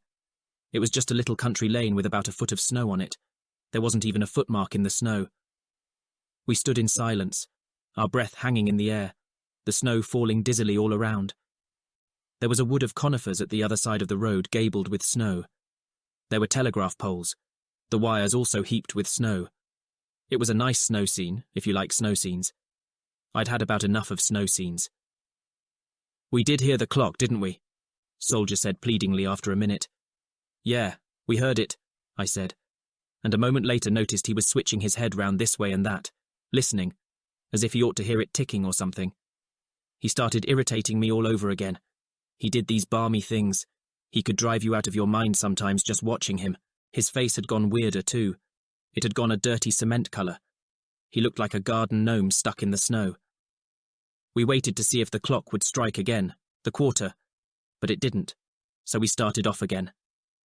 There were 2 ways we could have gone, left or right, but because the train had been going left, we went left too. We heard the first sound about 10 minutes later. It sounded like somebody calling, and was followed by a sort of crackling like a car backfiring, and soon afterwards by the whine of a car driving off. "A Ford," Soldier said, listening. "An old V8, going fast too." It was going fast, and I let my breath out with relief. It couldn't go that fast in thick snow. Whatever road it was on, the snow had been cleared off it. So we set off again, a lot more cheerful, and 5 minutes after that, the clock sounded again, the half hour, only it sounded from behind us, and it sounded a lot farther off. I didn't say anything. We'd gone wrong, but I didn't say anything. We just kept on. The car had sounded a lot nearer than the clock, so we continued in that direction, trudging with our hands in our pockets. The snow was trickling down my back and behind the ears.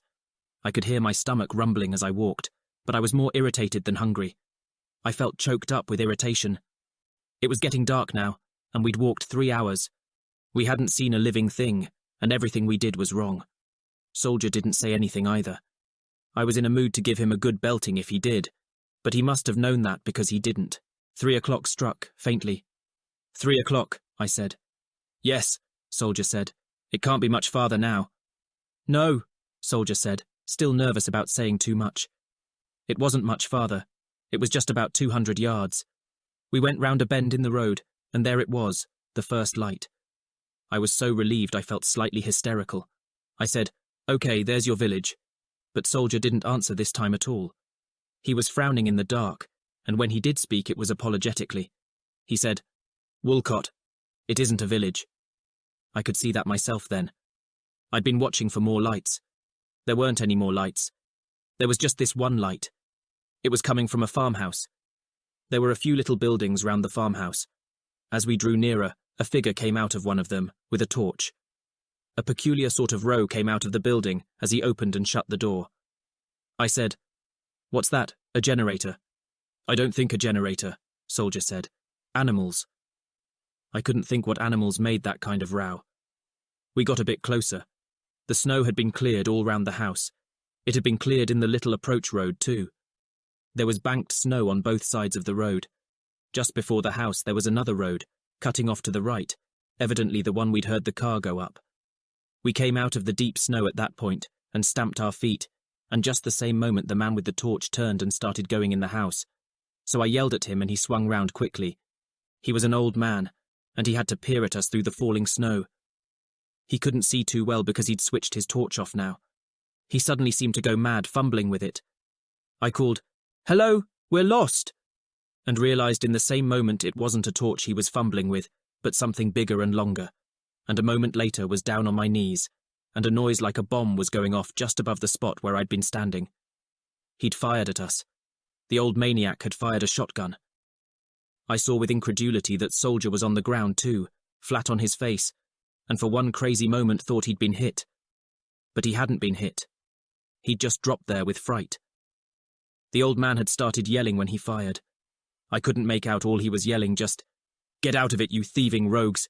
Go on, get out of it!" I called, "Look, you've made a mistake. We're lost," and came up off my knees to show him we were only boys so he wouldn't reload. But he was already reloading, clicking and bashing about with the gun in such a businesslike way. I got down again, fast, and made it just in time as a second load of shot blasted out. Soldier didn't wait to see how quick he could reload again. I felt a sharp kick and looked round and saw him scuttling away, on hands and knees, like a big awkward rabbit, and I slithered round and went after him. At the deep snow, we got up and ran. We ran as fast as we could, which wasn't very fast, but the old man didn't bother firing again. He just stood there, silhouetted against the light, with his shotgun raised. I yelled, "You crazy old nit!" "He's mad," Soldier said, "nutty as a fruitcake. What's he want to fire for?" I said, "You know what? He was doing it before. That was firing we heard, not a car backfiring. He was firing at the car." "So that's why it took off so fast," Soldier said. "What's he firing for?" We stood there, panting and trembling, watching him. He couldn't see us against the dark background of trees, but he knew we were there. He wandered about in the yard for a bit, looking towards us and listening. It got very cold as we stood and watched him. The snow petered out, but an icy wind sprang up. I could hear Soldier's teeth chattering. After a few minutes the old chap gave a sort of snort and turned and went into the house, but he left the door open. I suppose so he could come out again fast if he heard anything. "What do we do now?" Soldier said. He was trembling in the wind like a jelly. I was so full of rage and misery I couldn't think.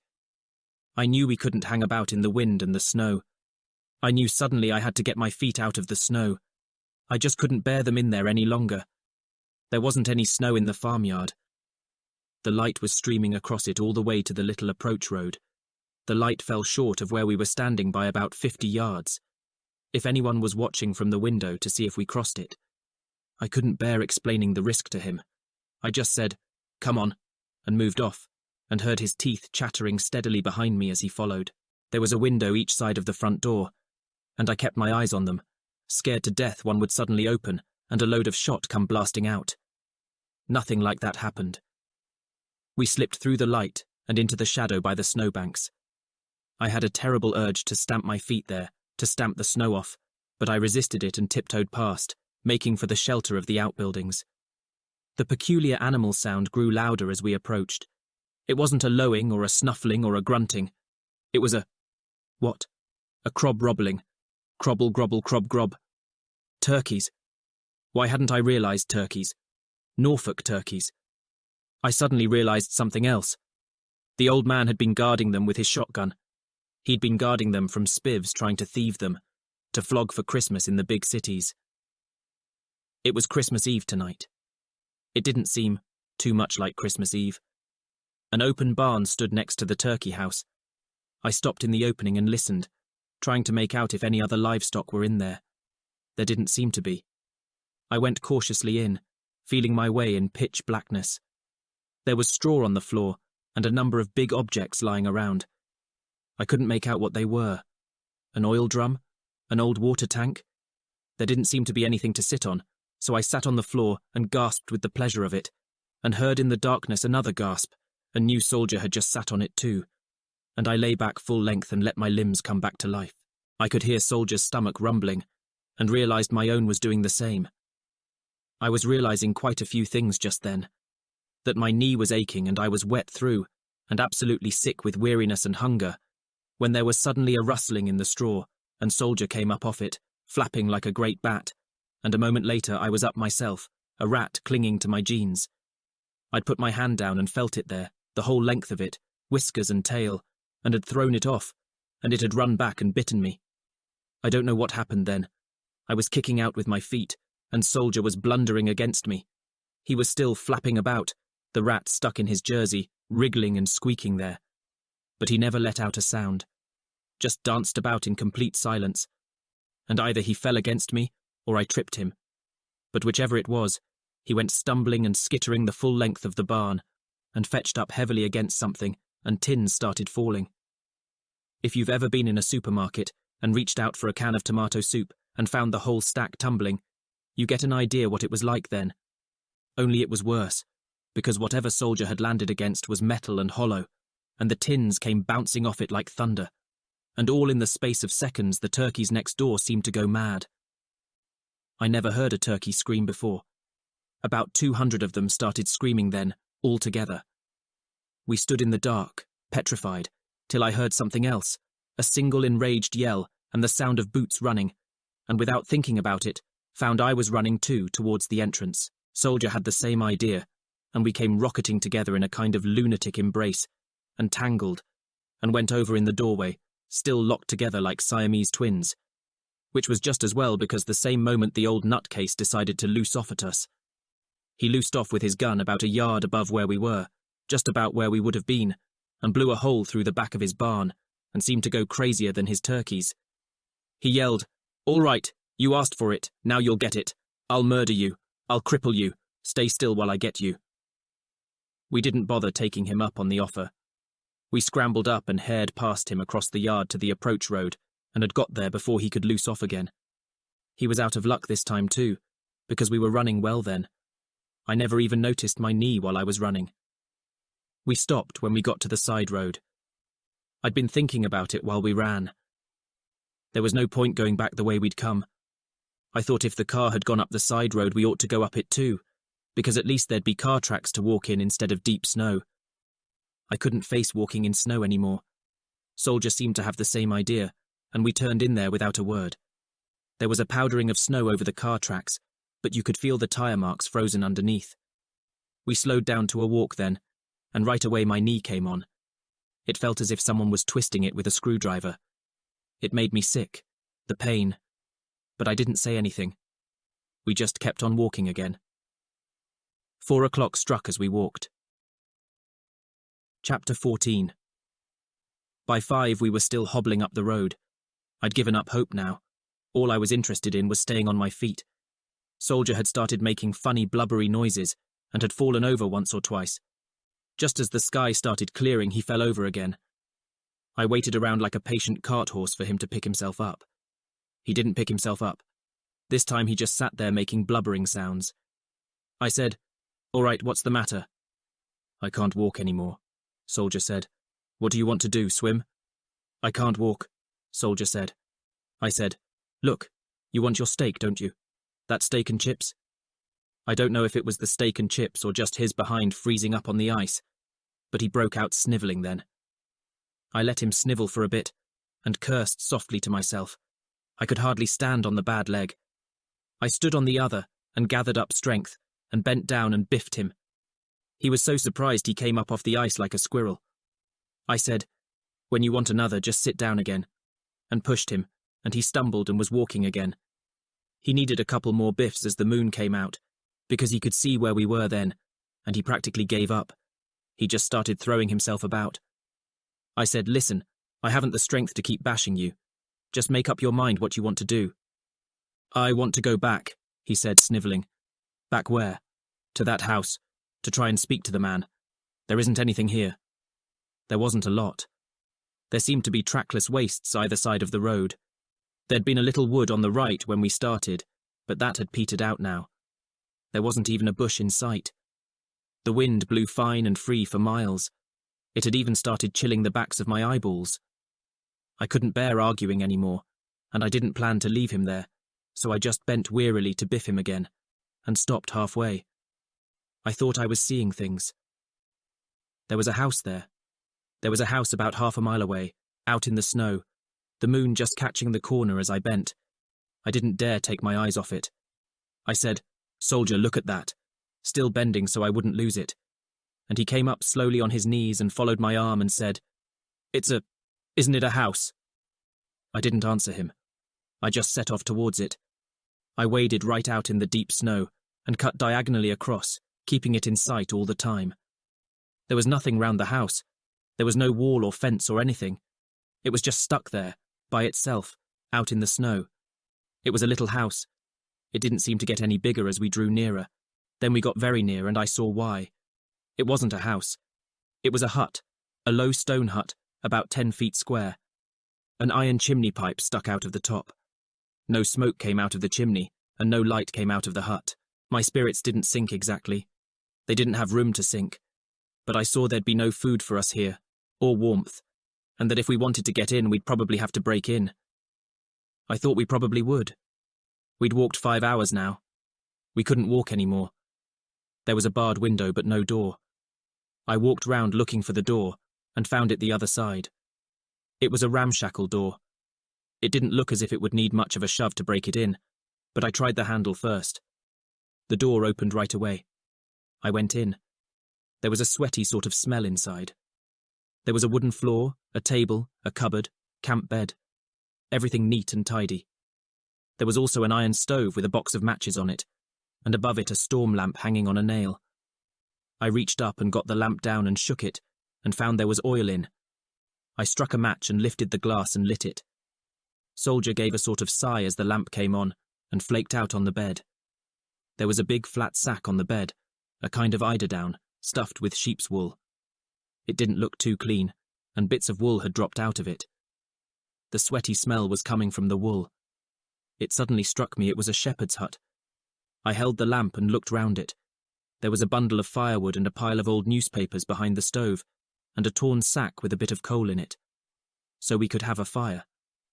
There was an open tin of condensed milk in the cupboard, and a packet of sugar and one of tea.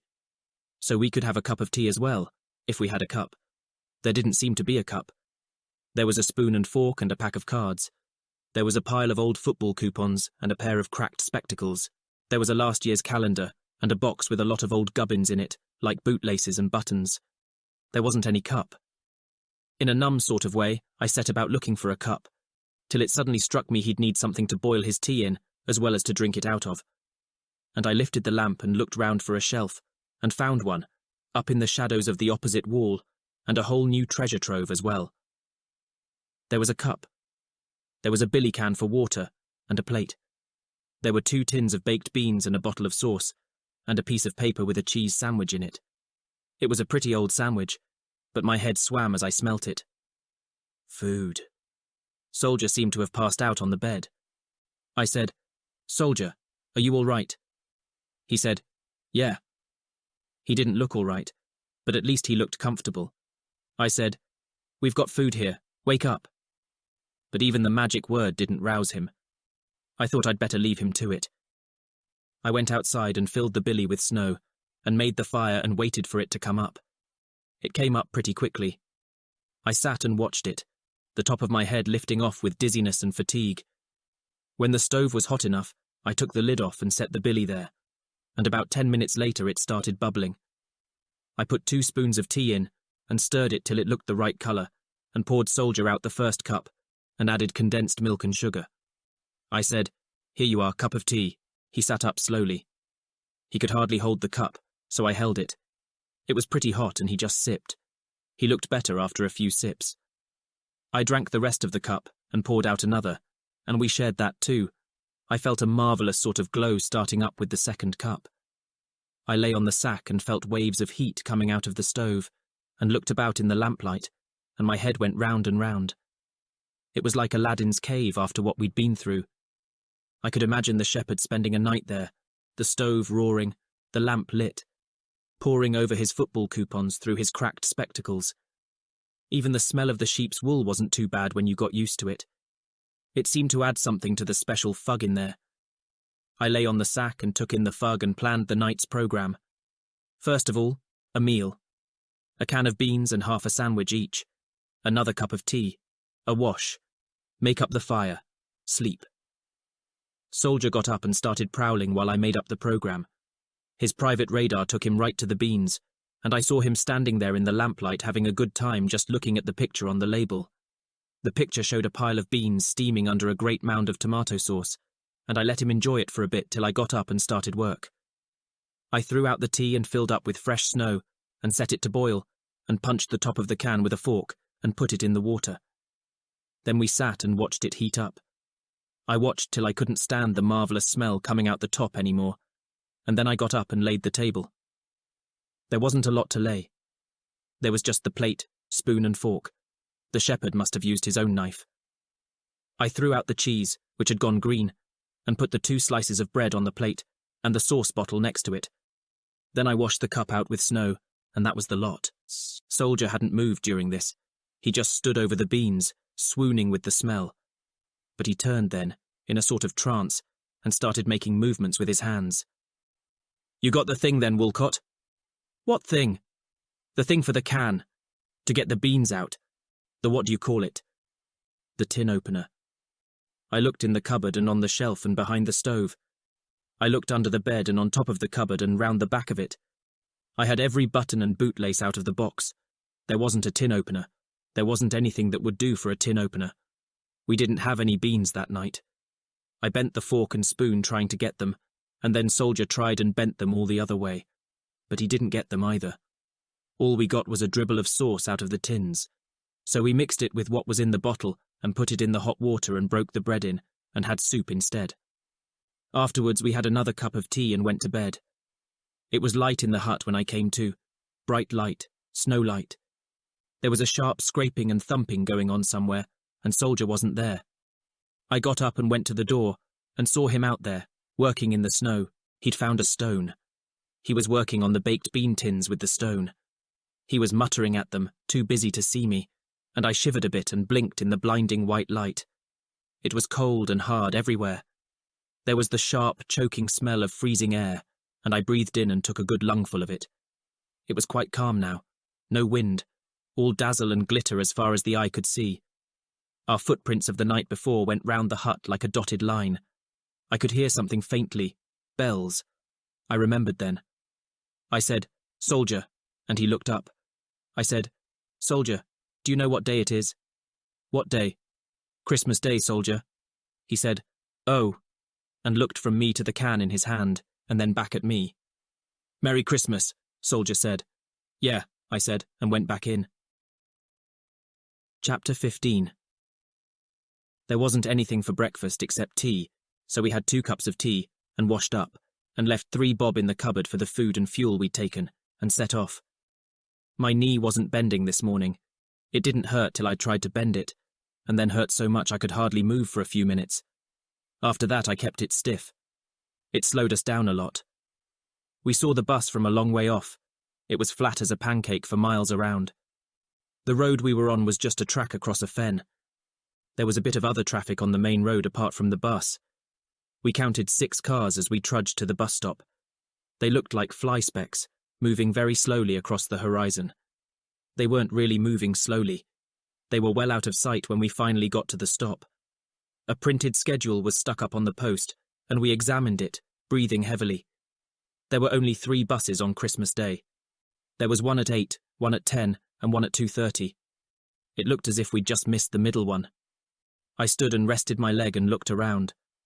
The road was a slushy, chocolate-coloured mess in a great blanket of white. Nothing was moving on it now. It was utterly silent. We didn't say anything to each other. We just leaned one each side of the bus stop and started waiting for a lift. We waited half an hour and then got moving again. 3 cars had gone by, but they hadn't stopped. I'd tried yelling special Christmas greetings after the last one with the idea the language might annoy the driver so much he'd stop and sort us out. Maybe he didn't hear. Anyway, sometime after 10:30 we were on the move again. About a mile up the road there was a row of what looked like farm workers' cottages, and as we came level, a man who was picking Brussels sprouts in the front straightened up and looked at us. I said, "Good morning." He didn't say anything. He just stared. His eyes were crossed. I said, "Is there a phone round here? We're stuck." He picked up his basket and turned round and went into the house. We waited a moment, and then he slammed the bolt. "Maybe he's deaf or dumb," Soldier said. "Maybe he's the village idiot too. Let's try next door." "Forget it. None of them has a phone here." You could see they hadn't. The telephone lines went past the row of houses. "There's bound to be one, though, with all these people. There'll be a public one somewhere near. Let's carry on." We carried on. 10 minutes later, we saw one. My hands were so cold I could hardly turn the pages of the directory, but I found it at last. Nixon, Ralph, Top Cross Farm, Little Gippings. "Just a minute," Soldier said as I picked up the phone. "How are you going to tell him where we are?" "Give him this number. He can find out from that, can't he?" "I don't know," Soldier said. "We ought to have asked at the cottages." "All right, we ought, but we didn't." "Ask the operator then."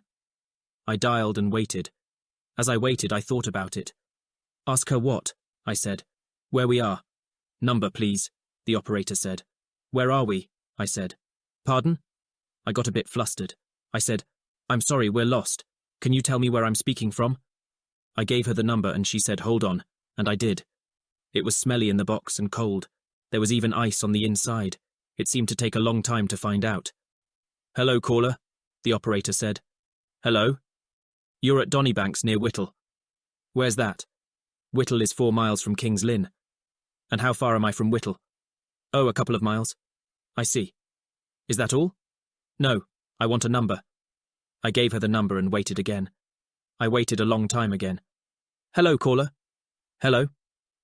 "Your Little Gippings number isn't answering." "Isn't answering?" Something in my voice made hers a bit more human.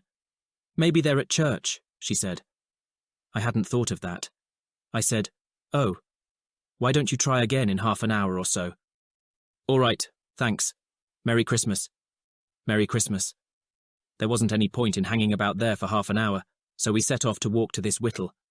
I didn't even try to get a lift this time. Soldier made a few half-hearted attempts, but I didn't.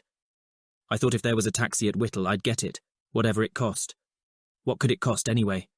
It couldn't cost more than 34 and 6. I'd got 34 and 6 left. The road was very slushy now, and I couldn't get on in it. There were puddles of water and bits of ice flung up by the cars. I went skidding about, wrenching my leg and biting my lip. We seemed hardly to be moving at all. I said after a bit, "How far do you think we've gone now?" "Not far," Soldier said glumly. "Not half a mile. It must have gone half an hour easily." "All right. Keep your eyes open for another phone box." There wasn't another phone box, but there was a house presently. The house was on the telephone. You could see the wires running down to it. It was quite a way off, up a track on the left. It seemed to be a farmhouse. There were buildings round it. We stood and looked at it for a bit. I said, "What do you reckon?" "I don't know," Soldier said. "We could ask to use the phone and pay for it." "Maybe we could pay for some food too," Soldier said. "Come on then." A car had been up and down the track, and there were a lot of footmarks. The house sat in a great ocean of white. Smoke was coming from a chimney. There was a big drive running from the front to the back door. I didn't know which door we ought to try, but suddenly the front one opened, and a man was standing there. He was wearing a cardigan and carpet slippers, and he was smoking a pipe. He didn't come out in the snow with his slippers. He just waited for us to come to him. I said, "Merry Christmas," and smiled. He said, "Merry Christmas," but didn't smile back. "We're stuck. I wonder if we could use your phone." "Come in." We went in, and my legs went suddenly weak. It was like a great fragrant oven in there. Something wonderful was cooking in the kitchen, and there was the scent of burning logs. There were paper and tinsel decorations in the hall, and a lot of noise going on, a radio playing somewhere, and a couple of kids running about upstairs. A woman came out of the kitchen just as we went in, an elderly woman about the same age as the man. She had a pinny on, and there was sweat on her forehead and on her lip, just the same as my granny used to have when she cooked. "Couple of boys lost themselves," the man said. "They want to use the phone. We'd pay for it," Soldier said quickly. "Pay for it?" the woman said. "And for any food you can let us have. We're starving. Merry Christmas," Soldier said. "You've got to hand it to Soldier. He's the craftiest little kid I ever met." The woman said warmly, "Merry Christmas. Merry Christmas, both of you. Pay for your food on Christmas Day, and just look at you. You're absolutely perished. Come in the kitchen." "Just a minute," the man said. "Let them phone first," and he led us across the hall. One of the kids had run halfway down the stairs while this was going on, and was stuck over the banisters watching us. He was a kid of about 4, and they'd been dressing up there because all he had on was a bowler hat and nothing else.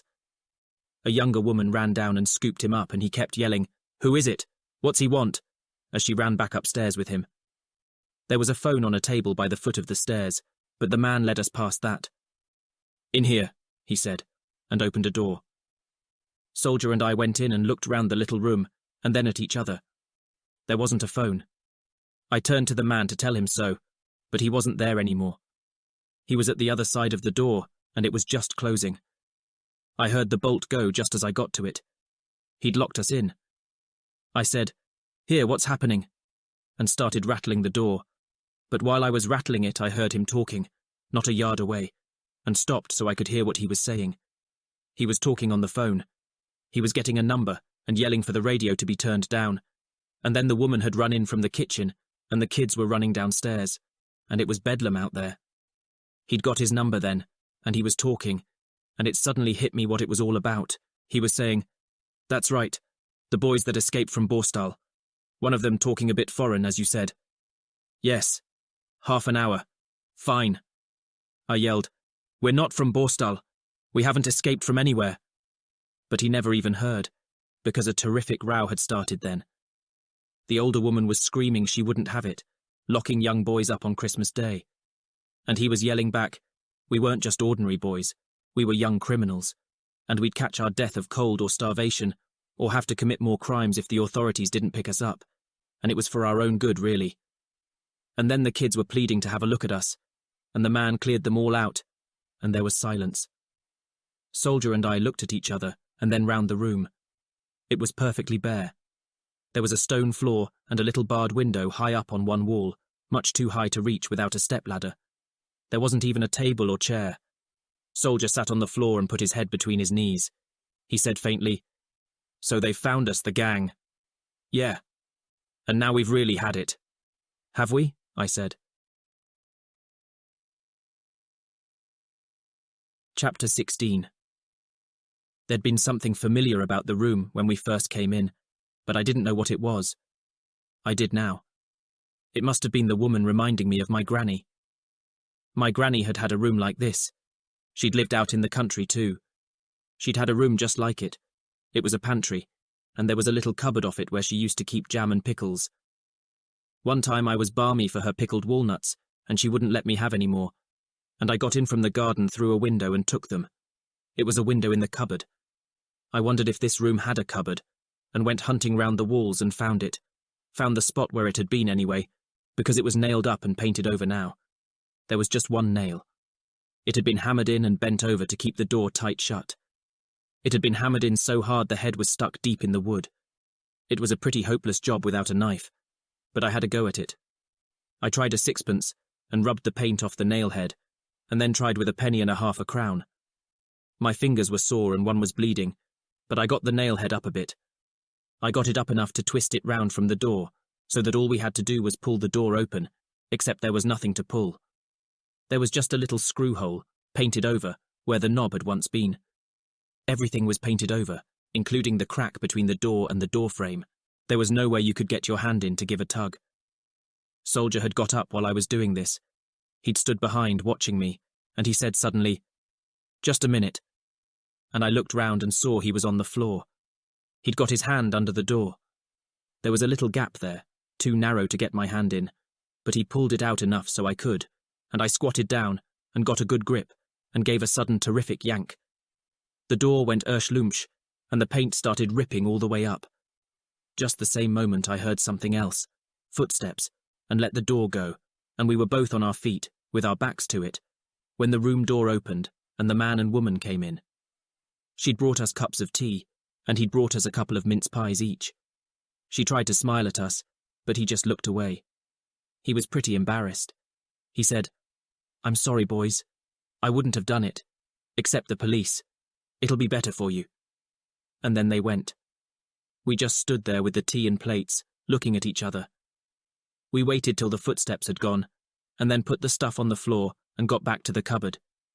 We were inside it in about 10 seconds. It was just as I remembered, narrow shelves all round, and a little window that slid up. There was dust and cobwebs round the window catch, but I clambered up on the shelves and cleared the muck, and the window opened first go.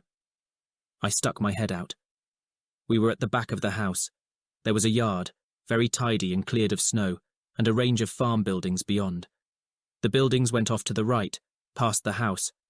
There was a drop of about 6 feet from where I was looking. I didn't know how I was going to manage with my knee, but there was no point hanging around, so I said, "Okay, soldier, let's go." He said, "Hold on." And I looked round and saw he was back in the room, cramming mince pies in his pockets. "Okay," he said. "I'm going out feet first, backwards. You do the same and I'll catch you." He said okay again, and I turned and went out the way I'd told him.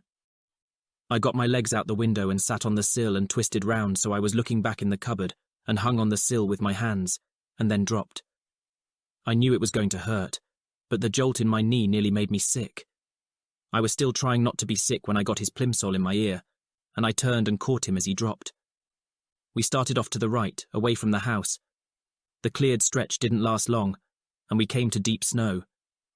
There were a whole lot of footprints going round the house to the drive, and just a single set of big ones, made by gumboots, going there and back to an old barn. We didn't want to go to the barn, but beyond it I could see telegraph poles, the main road, so we went that way too, planting our feet in the gumboot prints so our own wouldn't show.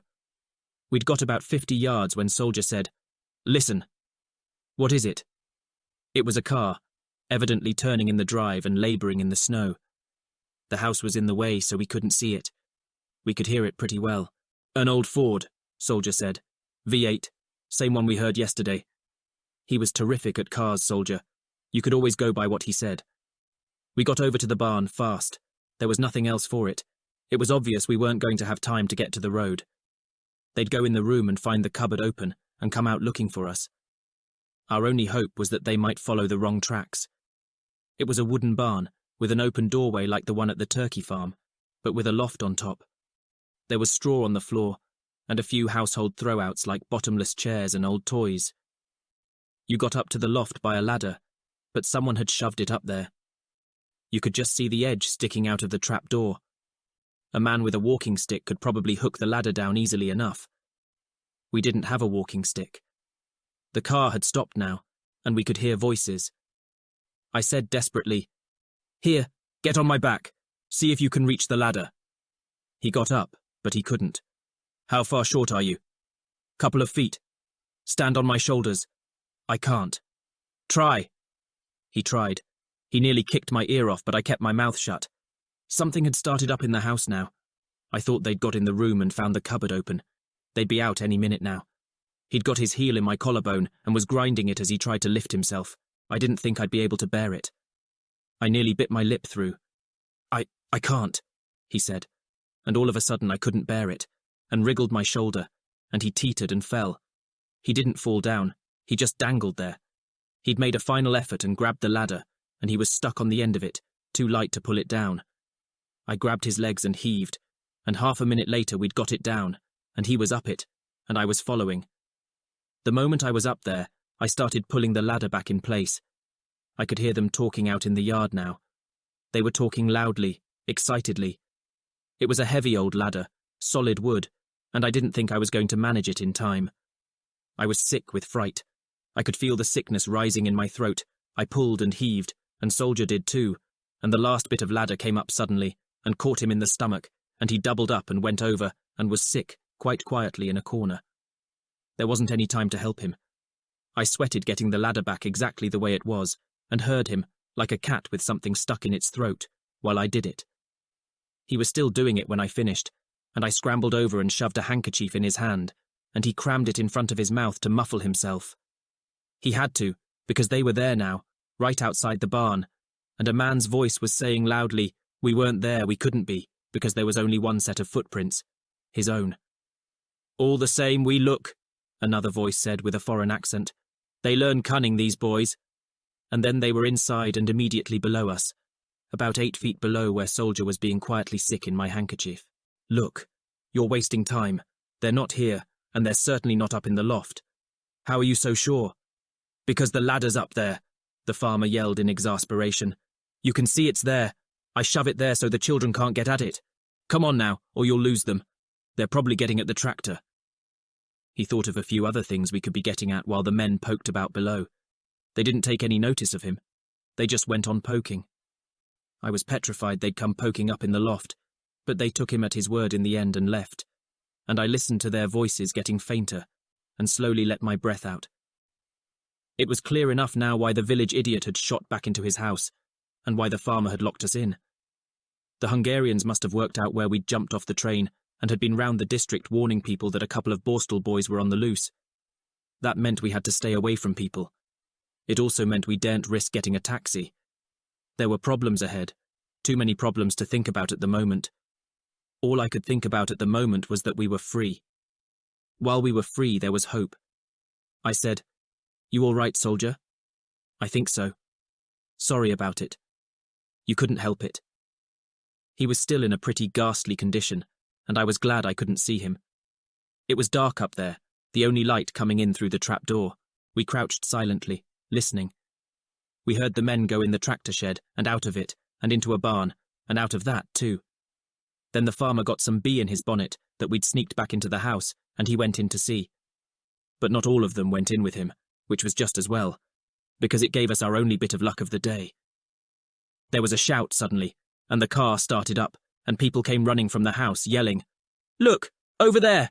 That's them! By the wood! 2 boys running with a sledge!" And in a couple of minutes they'd taken off, by car and foot, to where we were supposed to be running with a sledge into the wood, and Soldier and I settled back a bit more comfortably. "What do we do now?" Soldier whispered. "Wait till it's dark." It got dark about 2 o'clock in the loft, but we stayed where we were because we knew it wouldn't be dark outside yet. We thought we'd better give it till 4. They had the wireless on loud in the house, and we kept track of the time by that. We heard Force's favourites and carols singing, and a kids' party going on in a hospital somewhere. Then they did the round-the-world hookup they do every Christmas, and we heard what everybody round the world had for their Christmas dinner. They had turkey and goose and plum pudding.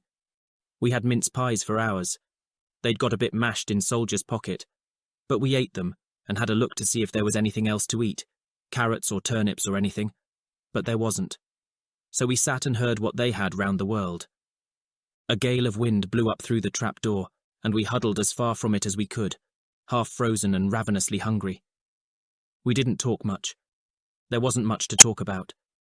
We knew we had to keep away from people, which meant no lifts and no taxis, and that we had about 7 miles to cover to Little Gippings. We'd have to cover them on foot, in the dark. With the snow and my leg, we couldn't do more than 1.5 miles an hour. So if we got out of the loft at 4, we ought to get there by 9. It wasn't much of a prospect. We sat and thought about it, in the icy blast from the trap door, and waited for the pips on the wireless to tell us when it was 4 and time to go. A bit of traffic passed on the main road while we waited, and once during the afternoon someone came out of the house and shoveled coal. That was about all that happened. I tried to sleep, huddled up with my arms round my legs and my chin on my knees, and I must have succeeded, because the next thing I knew, Soldier was shaking me, and it was time. Chapter 17. I was as stiff as a board and numb all over. The wind was moaning through the trapdoor, and it certainly hadn't got any warmer. We took a bit of time to rub the feeling back into our hands and legs, and then shuffled about in the pitch blackness looking for the ladder. It seemed to have got about 10 feet longer. enormously heavy and unmanageable in our frozen and exhausted state, and at first we couldn't budge it at all. It seemed to be nailed to the floor there. It wasn't till he started snivelling that I realised why. We'd been working side by side without any leverage. I said, "All right, wrap up, leave it for a minute," and did what you're supposed to do at moments of crisis, worked it out. Then I shoved him on the trapdoor end and took the other myself, and we got out the way we came in, with him dangling on the end and using his weight, and me directing. It's wonderful what a bit of success can do. We weren't any warmer, and we weren't any fuller, but we suddenly seemed a lot more in charge. It wasn't so ghastly down there either. There were lights on in the house now, and we could see them. There were lights on in the drive too, little red fairy lights for Christmas. So we took a minute or two in the barn and worked out the next step. Since it was dark, I thought we could chance the drive. There was no point tiring ourselves out right away by going across the field in the deep snow. The drive was the quickest way to the road, and the only snag was you had to go round the house to get to it. We watched the house for a bit. As we watched, someone went round drawing curtains. I said, "What do you think?" "Whatever you say," Soldier said. We watched a bit longer. I said, "All right," and drew a deep breath. "Here goes." We stepped out of the barn. It was cold, blustery, and much darker now the curtains were drawn. We went cautiously round the house, ready to drop flat if anything happened. Nothing did. We crunched softly round it and into the drive. The little red fairy lights were swaying in the wind both sides of the drive. They didn't give much light, but if anyone happened to look from the house they might see our dark shapes. So we stuck to the cover of the trees. The trees were bare and didn't offer much cover, but we kept to opposite sides and moved briskly. The lights were swaying and winking all the way to the gate, and there was one over the gate too. There must have been a stronger breeze there, because it was winking more than the others. As we got close it suddenly struck me it was winking a lot more than the others. Winking too brightly. Winking much too brightly. I stopped dead, and Soldier stopped dead too, and in the same moment red sparks blew off the light, and I caught a whiff of it. It wasn't a fairy light. It was a cigar, and a familiar figure was smoking it, leaning on the gate with his silk scarf and his coat collar turned up, watching us. He'd watched us all the way down the drive, and he must have been smiling all the way, as he was smiling now. I seemed to take root then, shock draining every bit of energy out of me. But Soldier didn't. I heard a sort of squeak and a gasp, and he scuttled out from the cover of the trees and started running back up the drive. He ran in a panic, sliding and slipping about on the freezing snow and whimpering like a dog. He didn't seem to know where he was running, and there wasn't much point in him running anyway, because two men were walking towards him. They were walking from the way we'd just come, and it was obvious they'd been watching us too. He let out a squeal just as they got their hands on him, an unearthly shriek that made my blood freeze, and then he was down on the ground, kicking and throwing himself about and trying to wriggle between their legs. He was shouting help, and police, and murderers, and anything else he could think of. And then the gate opened, and the man with the cigar came towards me, and I started yelling too. I just yelled help, but I yelled it quite a bit. It's catching when somebody starts yelling. Like all the other times when a lot happened, I'm not too clear what went on then. I remember the noise bothered them more than anything, and they tried to muffle us, and we bit them and kicked out, and then lights were flashing from the house, and the farmer came running out, and his wife with him. He didn't know the men had been hanging about round his house, and he was confused at all the row. A heck of a row was going on. We'd just been yelling anything we could think of, but Soldier started yelling something different then. He yelled, "Please, sir, don't believe them. They're criminals." And I took it up. I yelled, "Ring Dr. Nixon. Ring him at Little Jippings. He'll tell you the truth. Don't let them take us." But I doubt if they heard me. They were frog-marching us now, down the drive to the gate, to where they had the car parked well off the track. And the boss of the school was giving his own version. He was apologizing for having his men on the farmer's land. He was saying you had to be very careful with boys like us. We were tricky and dangerous. He'd had an idea we hadn't left the property, and would try to break out when it was dark. He hadn't wanted to alarm anybody in case we managed to escape in the confusion. So he'd let us come out by ourselves and get in the drive, so he could block it both ends, and we wouldn't have a chance. He was coming out with all this pretty loudly, to drown our voices, and he was succeeding, because we were being marched briskly ahead, and he was following on more slowly with the farmer and his wife. I could hear she wasn't happy about it. She kept saying we were only young boys, and we couldn't have done anything very serious, and she hoped we wouldn't be punished for running away. I thought if I could speak to her directly, I might have a chance. Put some doubts in her mind anyway. But there wasn't much hope of that. They started bundling us in the car before the party got level, and once we were in, they slammed the doors shut fast. But the boss of the school had to get in too, and just as he opened the door, I broke loose of the man holding me, and leaned over the seat back, and got a brief glimpse of the woman, and yelled at her as loudly and clearly as I could. I'd thought about it, and I knew I had to get the words right in the shortest possible time. I yelled, "My name's Woolcott. Ring Nixon, at Little Jippings. It's Dr. Nixon. Tell him." And that was all I said, because a rolled-up scarf went in my mouth, went in hard, and right in, so that I started choking on it. And the front door slammed, and we were away, and that was the last chance gone.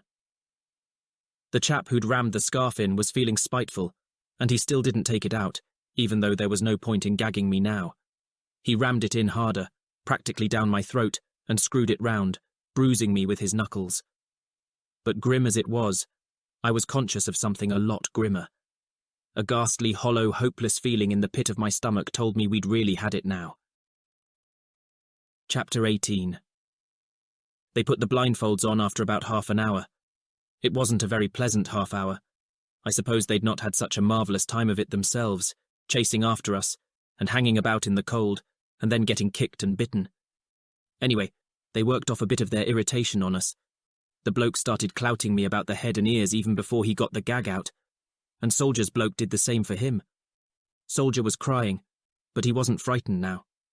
He always seemed to find an extra bit of courage at the last moment, and I marvelled at it again, even through my own clouting. He just kept yelling, through his sobs and tears, and wouldn't stop even when the bloke bashed him.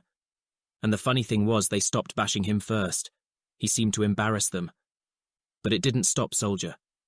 Every now and again he'd think of something else and say it. He said his father's name a couple of times, Professor Solder, and what sounded like Academy. I suppose he was telling them what a shower they were, and I cringed in my seat and prayed he'd dry up, because whatever they were going to do to us, I hoped they'd do quickly without working off a lot of old scores, and he was giving them a few to work off. They put the blindfolds on before we got to the first lights. It looked like a biggish village, but we never had the chance to see because the leader turned in his seat and muttered something, and they tied the handkerchiefs round our heads. I hadn't a clue which way we were going, except it wasn't to King's Lynn. The car had turned in the wrong direction for that. I tried to work out where we could be going. I remember in a book once some kid was captured and tied in a sack and flung in the back of a car. And this young genius remembered every turn they took, 15 different turns, and worked out where they were going, and wrote himself a note, all inside the sack, and made a hole in it, and managed to chuck it out when someone opened the car door. And some way, I can't remember which, the police found the note and caught the crooks, and they gave this kid a medal. I reckon he earned it. I managed the first 3 changes of direction, got a bit hazy on the 4th, and a bit fed up on the 5th. After that, I fell asleep. It was hot in the car, and my mind had started going back over all that had happened. And then I wasn't asleep, and my head was being pushed down behind the seat back, and the scarf was in my mouth again. The car was pulling into a garage for petrol. I listened intently to see if I could tell anything from the garage man's accent, but he didn't say anything, only righto and tar. And then we were away again, and that was that. I couldn't hear anything out of Soldier. I said, "Soldier?" He said, "Yes." He wasn't next to me. There was a man next to me, and then Soldier, and then another man. I said, "You all right?" "Yes." "Keep quiet," the leader growled from the front, and the bloke next to me gave my wrists a quick twist. He'd got both wrists in his hand, so I shouldn't get at the blindfold. I kept quiet. I didn't want to say any more to Soldier. I only wanted to know he was there and okay. He seemed okay. I felt brighter after the sleep. We seemed to be in a bit of traffic and going slower now. There wasn't any snow on the road, just wetness. You could hear the tyres hissing. I thought we must be on the outskirts of a town, and just a bit later knew I was right when we began pulling up at traffic lights and heavier traffic built up round us. There was a bus crawling on our left, and a couple of scooters on our right, keeping pace, so I knew we must be in a traffic jam. And nearer into the centre, the street filled up with people, hundreds of them, crossing at zebras and chattering and laughing, going off to Christmas parties probably. It was still the same old day, the same old ghastly Christmas day. It seemed to me presently I must be going mad, letting myself be carried slowly past all these people, thousands of people, without even an effort to save myself. I thought, I've got to stop this, and worked out a lot of ways how I could do it. I thought I could snatch the blindfold off and jump up and shove my head out of the window and start yelling, except the window wasn't open. Or I could hammer on it, bang on the glass and shout and make signs. Except whoever noticed would probably think it a joke. They probably thought it was a joke now, a couple of boys wearing blindfolds in the back of a car. Or maybe they put it down to eye trouble. Or maybe they didn't even notice at all. Why should they notice? We weren't causing any bother. I tried to think of some ways we might cause bother. The only way I could think of was to grab the wheel and steer into a scooter. That would cause bother all right. Except I knew I'd be right back in my seat with my ear belted off long before I could get at the wheel. So in the end I didn't do anything, just sat there feeling sick and low, listening to all the activity of a busy town, as we went through it at a walking pace. The only consolation was that Soldier didn't do anything either. I knew he'd have thought of a few things, and I knew the thought of a belting wouldn't bother him, if he thought it would do any good. There comes a point after you've run enough, and failed enough, when you don't care anymore. I suppose we'd both reached it then. The car came out of town and hit the open road. The engine picked up speed again. The tires started to hiss. I went to sleep. We were stopped each time I woke. The first time we were in a town, in traffic, engines and voices all around. I licked my lips. I said, "Soldier?" He didn't answer. I went to sleep again. Next time it was quiet. I woke up and heard the engine ticking softly, windscreen wipers going. The men were talking quietly. They were looking up a map. It was smoky in the car, cigar smoke. I said, "Can we have a window open?" "It is open," Soldier said. "What time is it?" "Keep quiet," a man said. The car started reversing. It reversed a long way. I went to sleep listening to it. And then it was quiet again. Too quiet, and I came awake terrified, out of a nightmare. There was no sound at all, no engine, no wipers. A door opened. A man's voice said softly, "Still asleep?" "Yes." "Don't wake them up. Carry them in." I pretended I was asleep. I was confused, too scared to think straight. The door opened my side and I was eased out, and someone had my shoulders and someone else my legs. There was a breeze blowing, a fresh breeze, and I was carried first on hard ground, then what seemed like pebbles, shingle. I had an idea we were near the sea. A bit of commotion broke out behind, an exclamation and a scuffle, evidently Soldier waking up. The leader said something sharply, and Soldier's voice went muffled. But he must have been struggling because the footsteps behind started to stagger unevenly over the shingle.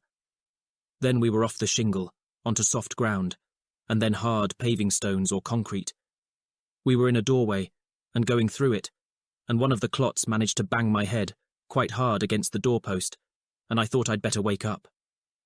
"He's waking up," the clot said. "All right, put him down now. You're all right," the leader's voice said to me.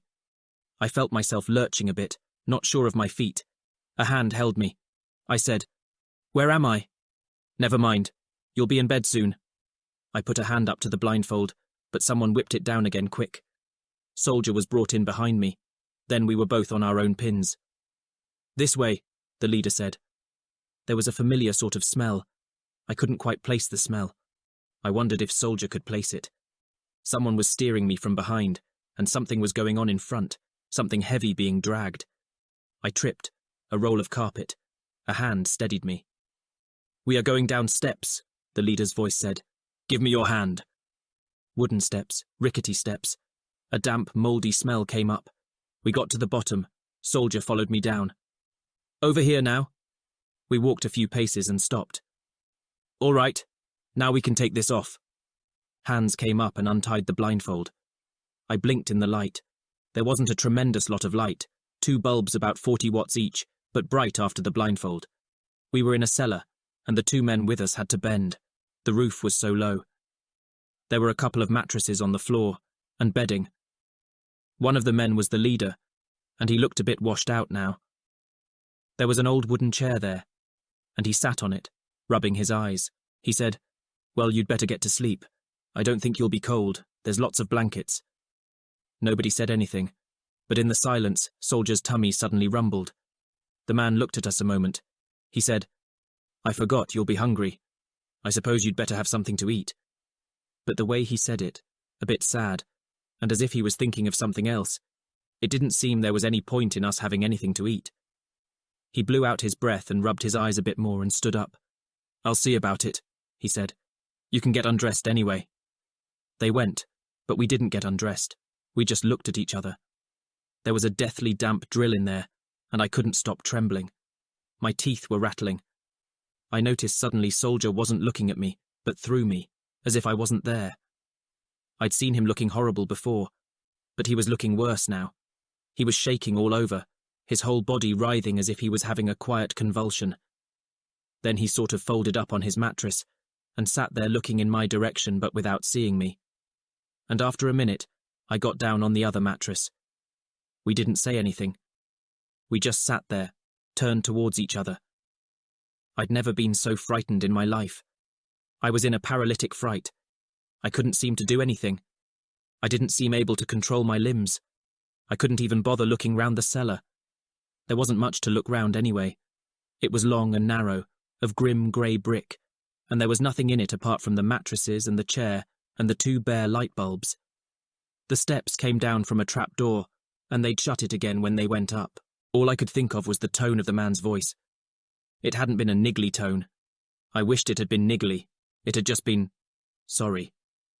As if he'd worked out what he had to do, and there was nothing else he could do, and he was sorry about it. I wondered how they'd do it. The trap door went suddenly, and my heart gave a single sickening lurch.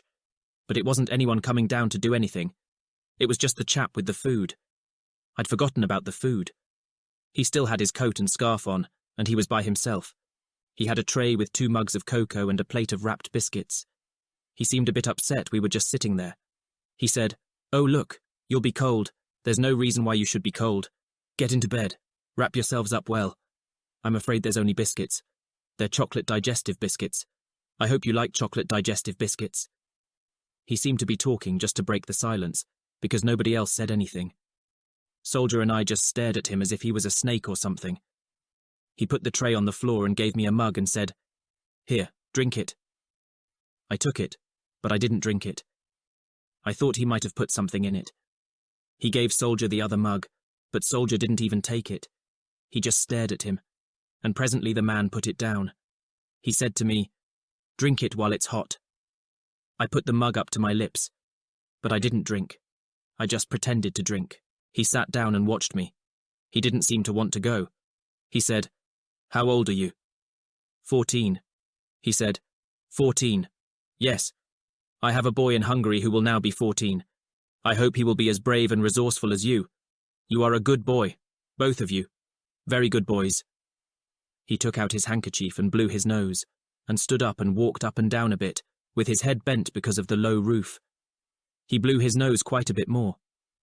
When he came back, I saw his eyes were red. It suddenly struck me, incredibly, he'd been crying. He sat down and leaned forward and rumpled my hair. He said, "You know, do not always believe the worst in people.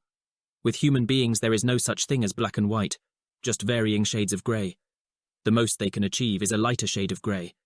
Do you understand that?" I said, "No. No. You're very young. 14, he said, and gave a watery smile. I wondered if he thought I was such a good kid, if he was going to let me be 15 ever. I cleared my throat. I said cautiously, "What are you going to do with us?" He didn't say anything for a minute. He just looked at me, smiling a bit somberly. And when he did, he was back on his black-white-grey kick. He said, "People try to be white. They try to do only what is right, but they can't. In the end, most often they have to choose only what seems the least wrong. Do you know what blackmail is?" I said, "Yes." I had a sort of idea. He said, "This man Kalai, the cripple, was blackmailing me. He was blackmailing all of us, 8 of us. and yet it was not for his own good. He was only trying to achieve a lighter shade of grey. And suddenly he started talking about it, very quickly, and not always in English, so I only got to the bottom of it when Soldier told me the missing bits during the night. It seemed the cripple had a son in Hungary who was mixed up some way with the Secret Service there, and they were going to kick him out or do away with him because he'd failed somehow. And to save himself, he'd dreamed up some idea of getting a network of spies going in England, and if it came off, he'd be okay. So what he'd done, he'd got in touch with his dad, the cripple, and given him the names of people who'd run away during the revolution, people who still had relations in Hungary. And the cripple had to blackmail these people. He had to get them to work as spies, and if they wouldn't, he said their relations in Hungary would cop it. That was about all the story, because we knew the rest of it, most of it anyway. What we didn't know was how our intervention had changed their plans. They planned to knock off the cripple and then get out of the country, all of them, for a year or two, until everyone had forgotten Kalai's disappearance, and then come back again. They reckoned that if they knocked him off secretly enough, the Secret Service in Hungary couldn't be sure that the British authorities hadn't found out about him and just disposed of him themselves. And that way, their relations wouldn't suffer. But once we knew about it, everything was altered. They couldn't just let us go free with the information we had, because they knew at some time we'd managed to convince somebody. So they had to do 3 things, pretty quickly. They had to cancel the immediate arrangements they'd made to leave the country. They had to get us, and they had to keep the cripple alive. Because he wasn't dead. That was the biggest surprise of the lot. He was pretty badly injured, but he wasn't dead. One of them was a surgeon, and he'd managed to keep him alive. They had to keep him alive, because if the plan didn't come off, they didn't want a murder on their plate. But now they'd got us, and the plan could come off, and they had 3 other things to do very quickly. They had to make fresh arrangements to leave the country. They had to dispose of the cripple, and they had to attend to us. I didn't have to ask what he meant by the last. He'd get excited while he was telling the story, but he wasn't excited then. He was just sad, miserable, very quiet. He kept asking if I understood, if I agreed, and he explained it so reasonably, so simply, that in the end I actually said yes. He stood up then. He was pretty dead beat. He said, "Well, I'll leave you now. Try and get some sleep." I said, "When will you be going?" Because he'd said we would be attended to just before they did go. "I'm not sure. Tomorrow anyway. In the afternoon, probably. Forget about that." And then he went, and Soldier and I looked after him. There was a sound of scuffling, and then of something being dragged, after he'd shut the trap door. The same sounds I heard when we came in the place. I thought I knew what they were now. The scuffling was carpet being laid in place. I remembered tripping over a roll. The dragging was a heavy piece of furniture going over it. They weren't taking any chances now. We didn't get a lot of sleep that night. I don't think Soldier slept at all. At first, he wouldn't eat anything either. I couldn't see the point of that. I thought if they were going to knock us off, it might as well be this way as any other. But I didn't think it would be this way. And in the end, he couldn't stand the sight of me eating, and said he'd nibble a bit just to see. He managed to nibble through all his 3 biscuits. He even nibbled the crumbs left in the silver paper. He got up and had a look round the place after that. I got in bed. I couldn't see anything much was going to happen to us tonight, and it was cold and damp in the cellar. He said, "There's a watermark on these bricks. It's been flooded some time." I got up and had a look with him. The watermark came to within a few inches of the ceiling. I didn't say anything to him, but I went looking round on my own. I was looking for a grid or a steel door. I had a pretty good idea how the place had come to be flooded. I remembered the idea I had we were somewhere near the sea. I wondered if the cellar jutted out under the sea, if all you had to do to let the sea in was to open a grid or a steel door. I couldn't see anything like that, just grey rough brick, but the brick could be false. I didn't see how it could be opened. But there was an answer to that too. The controls could be somewhere upstairs, out of the cellar. The light switch was out of the cellar. I couldn't see it inside anyway, and the lights were still on. I thought if the sea came in and covered the light sockets, there'd be a short circuit. It could fuse the house. It could fuse nearby buildings too. So if they wanted to flood the place, they'd probably turn off the current first. The only warning we'd get would be that the lights would go off. I wondered if they would want to flood the place, if that was the way they'd be choosing. There were any number of ways. I got back in bed and lay there in a state of sick calm while I went through them. They could wait till we were asleep and come down and shoot us.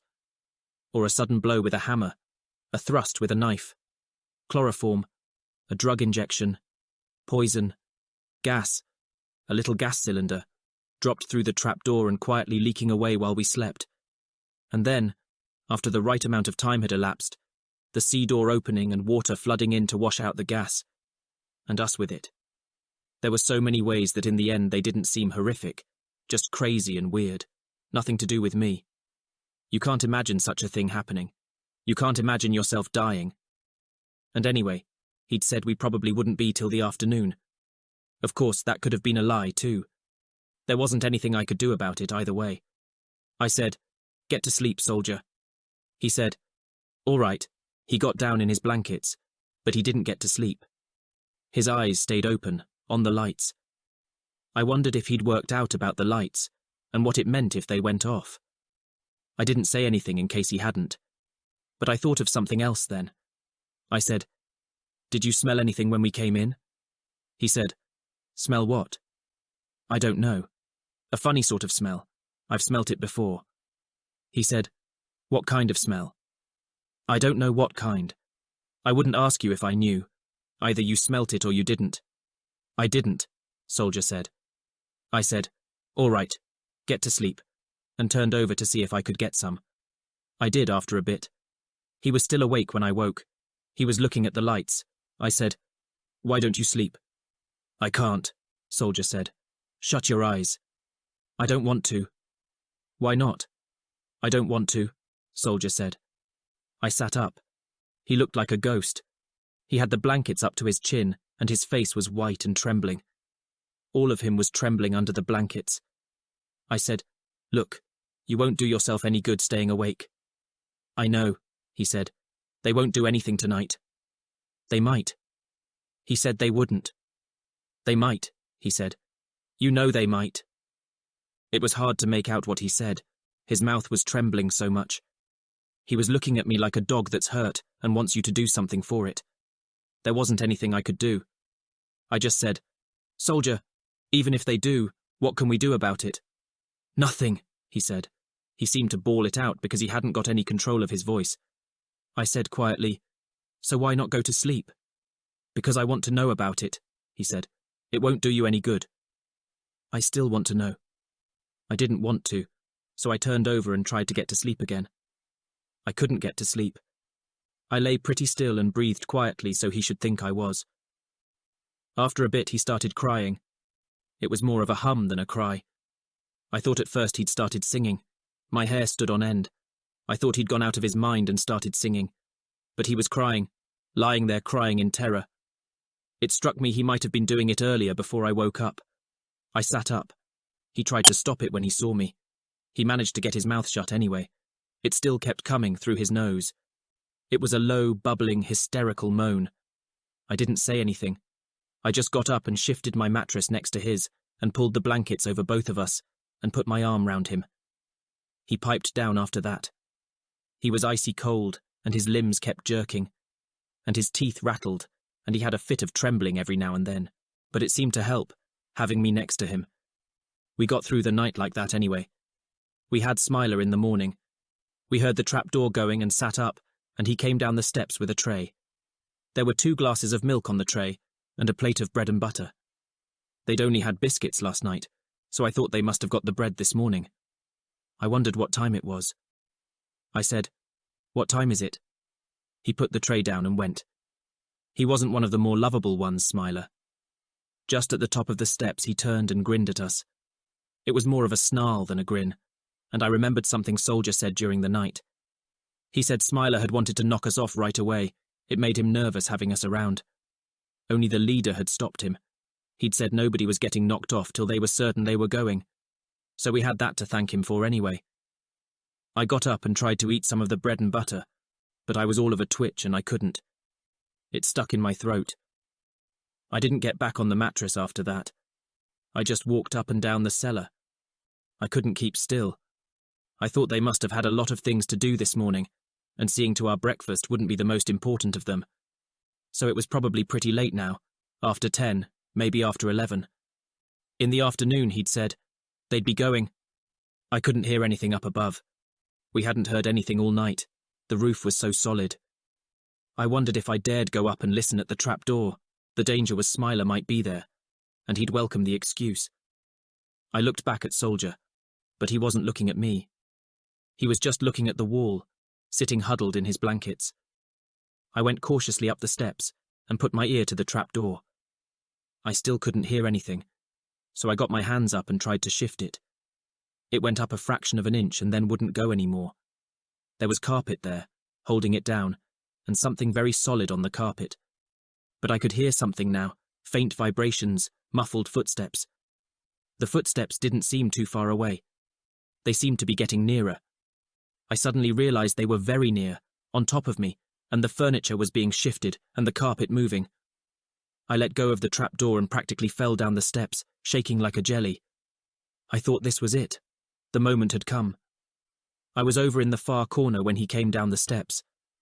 I was leaning up against the angle of the wall, and my legs were shaking so much I couldn't stand. I felt myself slipping slowly down till I was half squatting there. And he came over, quite slowly, smiling a bit in a sad, concerned sort of way. He said, "Please don't be frightened. Don't be. We aren't going yet." It was the leader, and he'd changed now. He had an old pair of trousers on and a navy blue jersey like a seaman. He had his sleeves rolled up, and he was dusty as if he'd been carrying old trunks and luggage. I couldn't speak. I just looked up at him, and my eyes seemed to glaze over with panic so that he had two heads. He said, "I don't want you to be frightened. There's no need, I promise." I heard myself talking then. I didn't even know I was talking. I said, "When are you going?" He said, "In just over an hour, at 1 o'clock. Will you let us know, when it's time?" "You'll know," he said. "Just forget about it. I came across this. I thought you might like it." He had a little book in his hand, and he gave me it, and I took it. He said, "I'll see you again," and went. I was so petrified I couldn't see what book it was. I just kept looking down at it, after the trap door shut. It took about a couple of minutes to see it was a Bible. I got up then. I blundered over to the mattress and sat down. Soldier wasn't sitting up in his blankets now. He was lying flat, staring at the ceiling. I said, "I've got a Bible here, Soldier." I said it in a sort of astonishment, and my voice came out squeaky and uneven. After a bit he said, Read it out." I opened it, and it came open at Psalms. It came open at Psalm 23. I said Psalm 23, and started saying it. I said, "The Lord is my shepherd, I shall not want." Went on right the way through to, "Yea, though I walk through the valley of the shadow of death, I will fear no evil, for thou art with me, thy rod and thy staff, they comfort me." I stopped then, because he was saying it. He was saying it in Hungarian. He said it all, and then he said, "Read some more," and I turned the page and found I couldn't. The words had started blurring. I suddenly realized I was crying. I hadn't meant to cry. I hadn't cried for years. But I was doing it then, all over the page, and I felt such a knit I dropped the book. He just sat up and took it, and went on himself. I don't know what he read. I didn't even listen. But in some peculiar way the sound of the words made me feel better. It knocked me off snivelling anyway. Then he shut the book and lay back, and I lay back with him. I looked up at the ceiling for a bit, but after a while I didn't even do that. I closed my eyes and felt myself wandering about in darkness. I felt I was in a dark valley, in the valley of the shadow of death, like it said. And it was a pretty accurate description, and I didn't care anymore. The only thing I cared about, I was sorry I was so far from home, stuck away on a rotten, cold bit of coast, and my mother wouldn't know about it. But I didn't want to think of my mother. I tried not to think about her. I lay on the mattress, and knew I wouldn't be getting off it.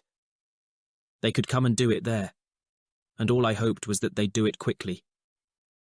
I lay there, aware of my body for the last time. Feet and legs, hands and arms, eyes and ears, all the things that were me, and that wouldn't be for much longer. After a bit I felt so remote they hardly seemed to be mine at all, I knew nothing was ever going to frighten me again. I wouldn't be afraid when the trap door opened. I wouldn't be afraid when the man came down, all alone, on his last job. And then the trapdoor did open, and it was true I wasn't afraid. I didn't even feel a tremor. I just lay there, feeling very weary, feeling very heavy, about a ton, and I couldn't even bother opening my eyes. I heard him say quietly, "Are you there?" and start coming down, and I still didn't open them.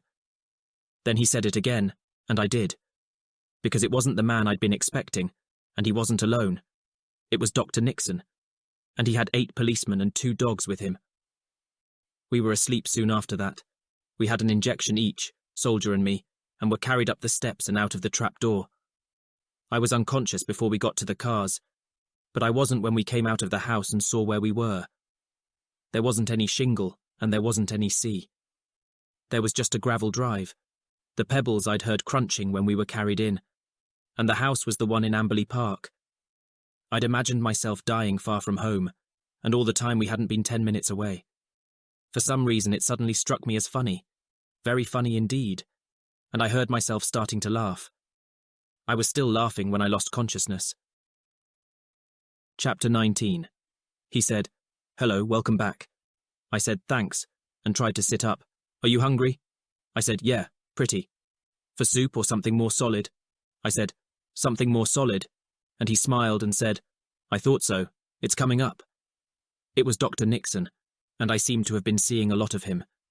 I seemed to have been seeing a lot of soup too. I'd keep waking up, and there'd be a bowl of soup, with Dr. Nixon or my mother behind it. All the way through the soup, I'd try to sort out the questions in my mind. There were so many I couldn't get them sorted out.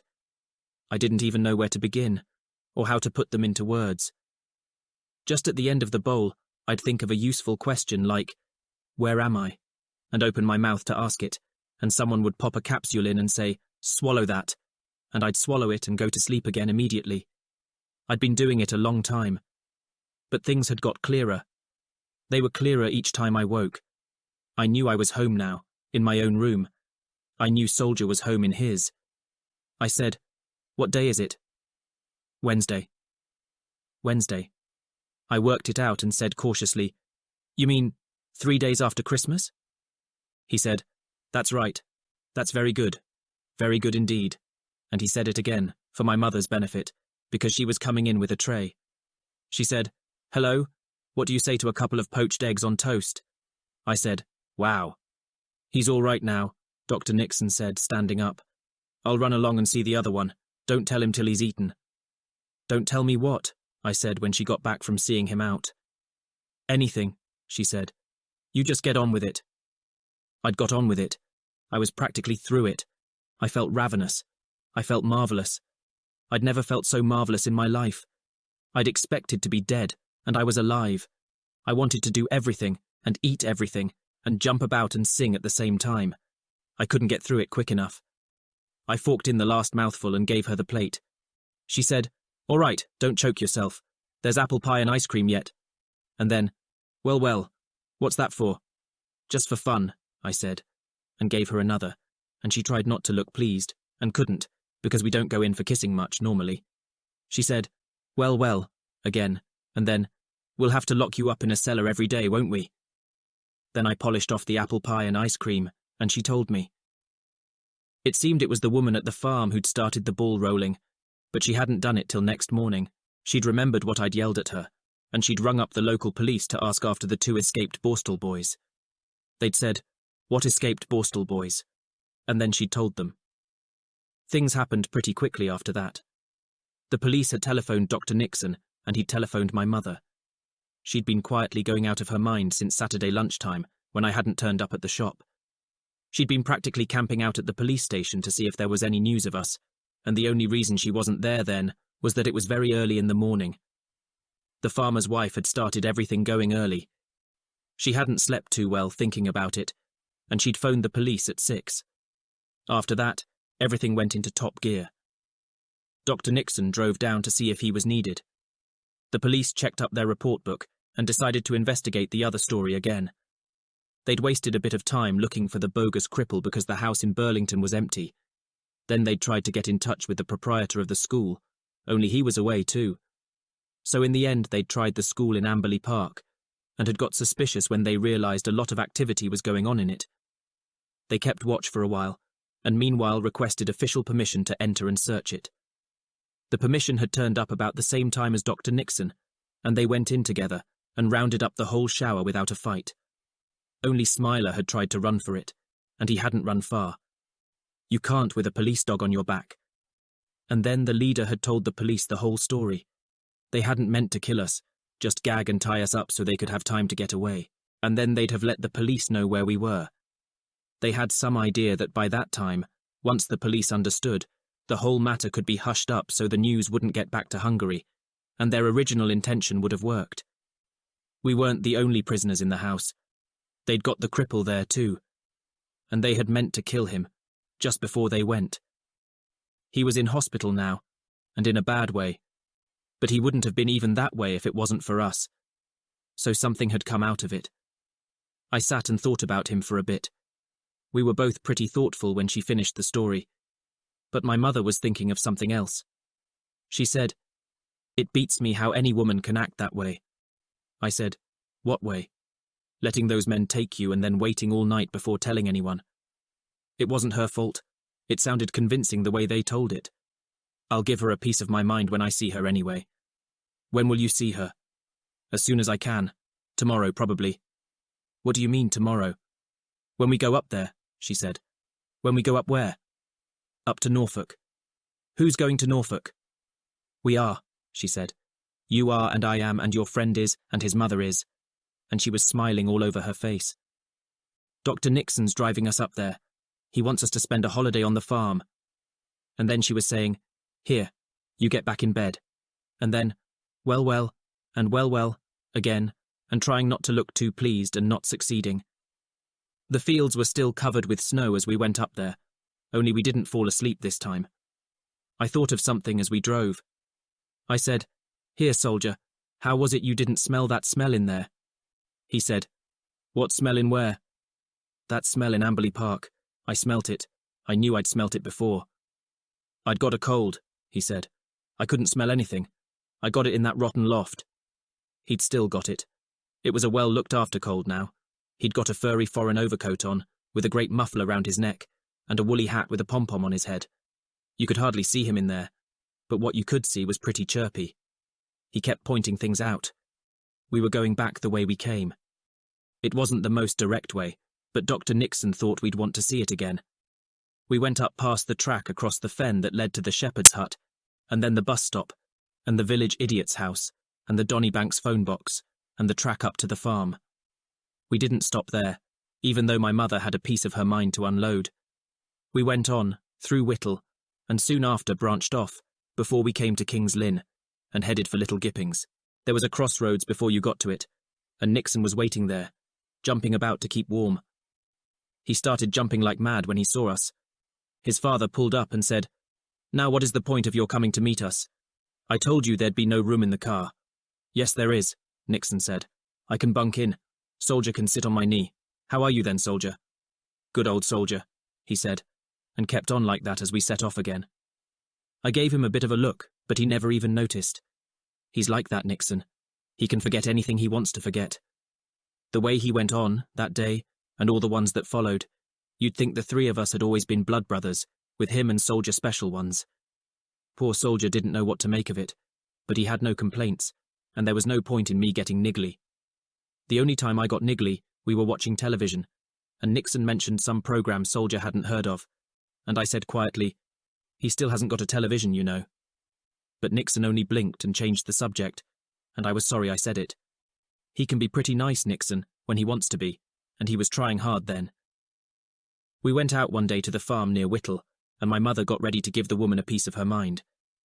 But she never had a chance. The farmer and his wife were so apologetic. We had tea there, and the radio still played too loudly, and Soldier and Nixon and I went out and up to the loft and listened to it. And Soldier and I smiled at each other as we remembered how we'd been there before, and Nixon got a bit annoyed because he hadn't been. So we came down again. Another day, the three of us went out to the turkey farm. We took our lunch and got the bus to the track across the fen, and walked there easily, in gumboots, not tired and desperate now, just out for fun. And we got some. Nixon turned out to have a talent for making turkey noises, and every now and then he'd make them, and the old maniac would come rushing out with his gun, and we'd throw ourselves hysterically about in the snow, and when we had any breath told him what we thought of him. Nixon told him he was an antisocial nit, and Soldier tried to tell him he was nutty as a fruitcake. He'd heard me say it, and it tickled him, except he got it wrong and called him a tea cake instead. Then we went back and had our lunch in the shepherd's hut, and caught the bus home. But there had to be trouble with Soldier around, and he supplied it. He'd come up with a cold, and he didn't believe in keeping anything to himself. Nixon got it, and I got it, and Soldier's mother, and my mother, and Nixon's mother, and his grandparents. The only one who didn't get it was Dr. Nixon, and that was because he wasn't there. He'd had to go back to town to relieve his assistant, and one of the best days was when he telephoned with special news. He had 3 bits of news. The first was that the cripple was on the mend and expected to pull through. The second was that the school was getting a half holiday for what we'd done. And the third was that Soldier was going up to the seniors. The head had told him that. It wasn't just because of anything that had happened, of course. It was just that his work was a higher standard than they did in the juniors, even though his English wasn't up to much. And our adventures had made the head look into it. "So we'll be together all the time now," Nixon said, and I had to laugh because the way he said it, you'd think he'd been praying for it all his life. He's a funny cuss, Nixon, and so is Soldier, but that was a pretty good Christmas we had. It was the best one I ever had, really. Like a lot of other things, it hadn't started too well. It just got better all the time.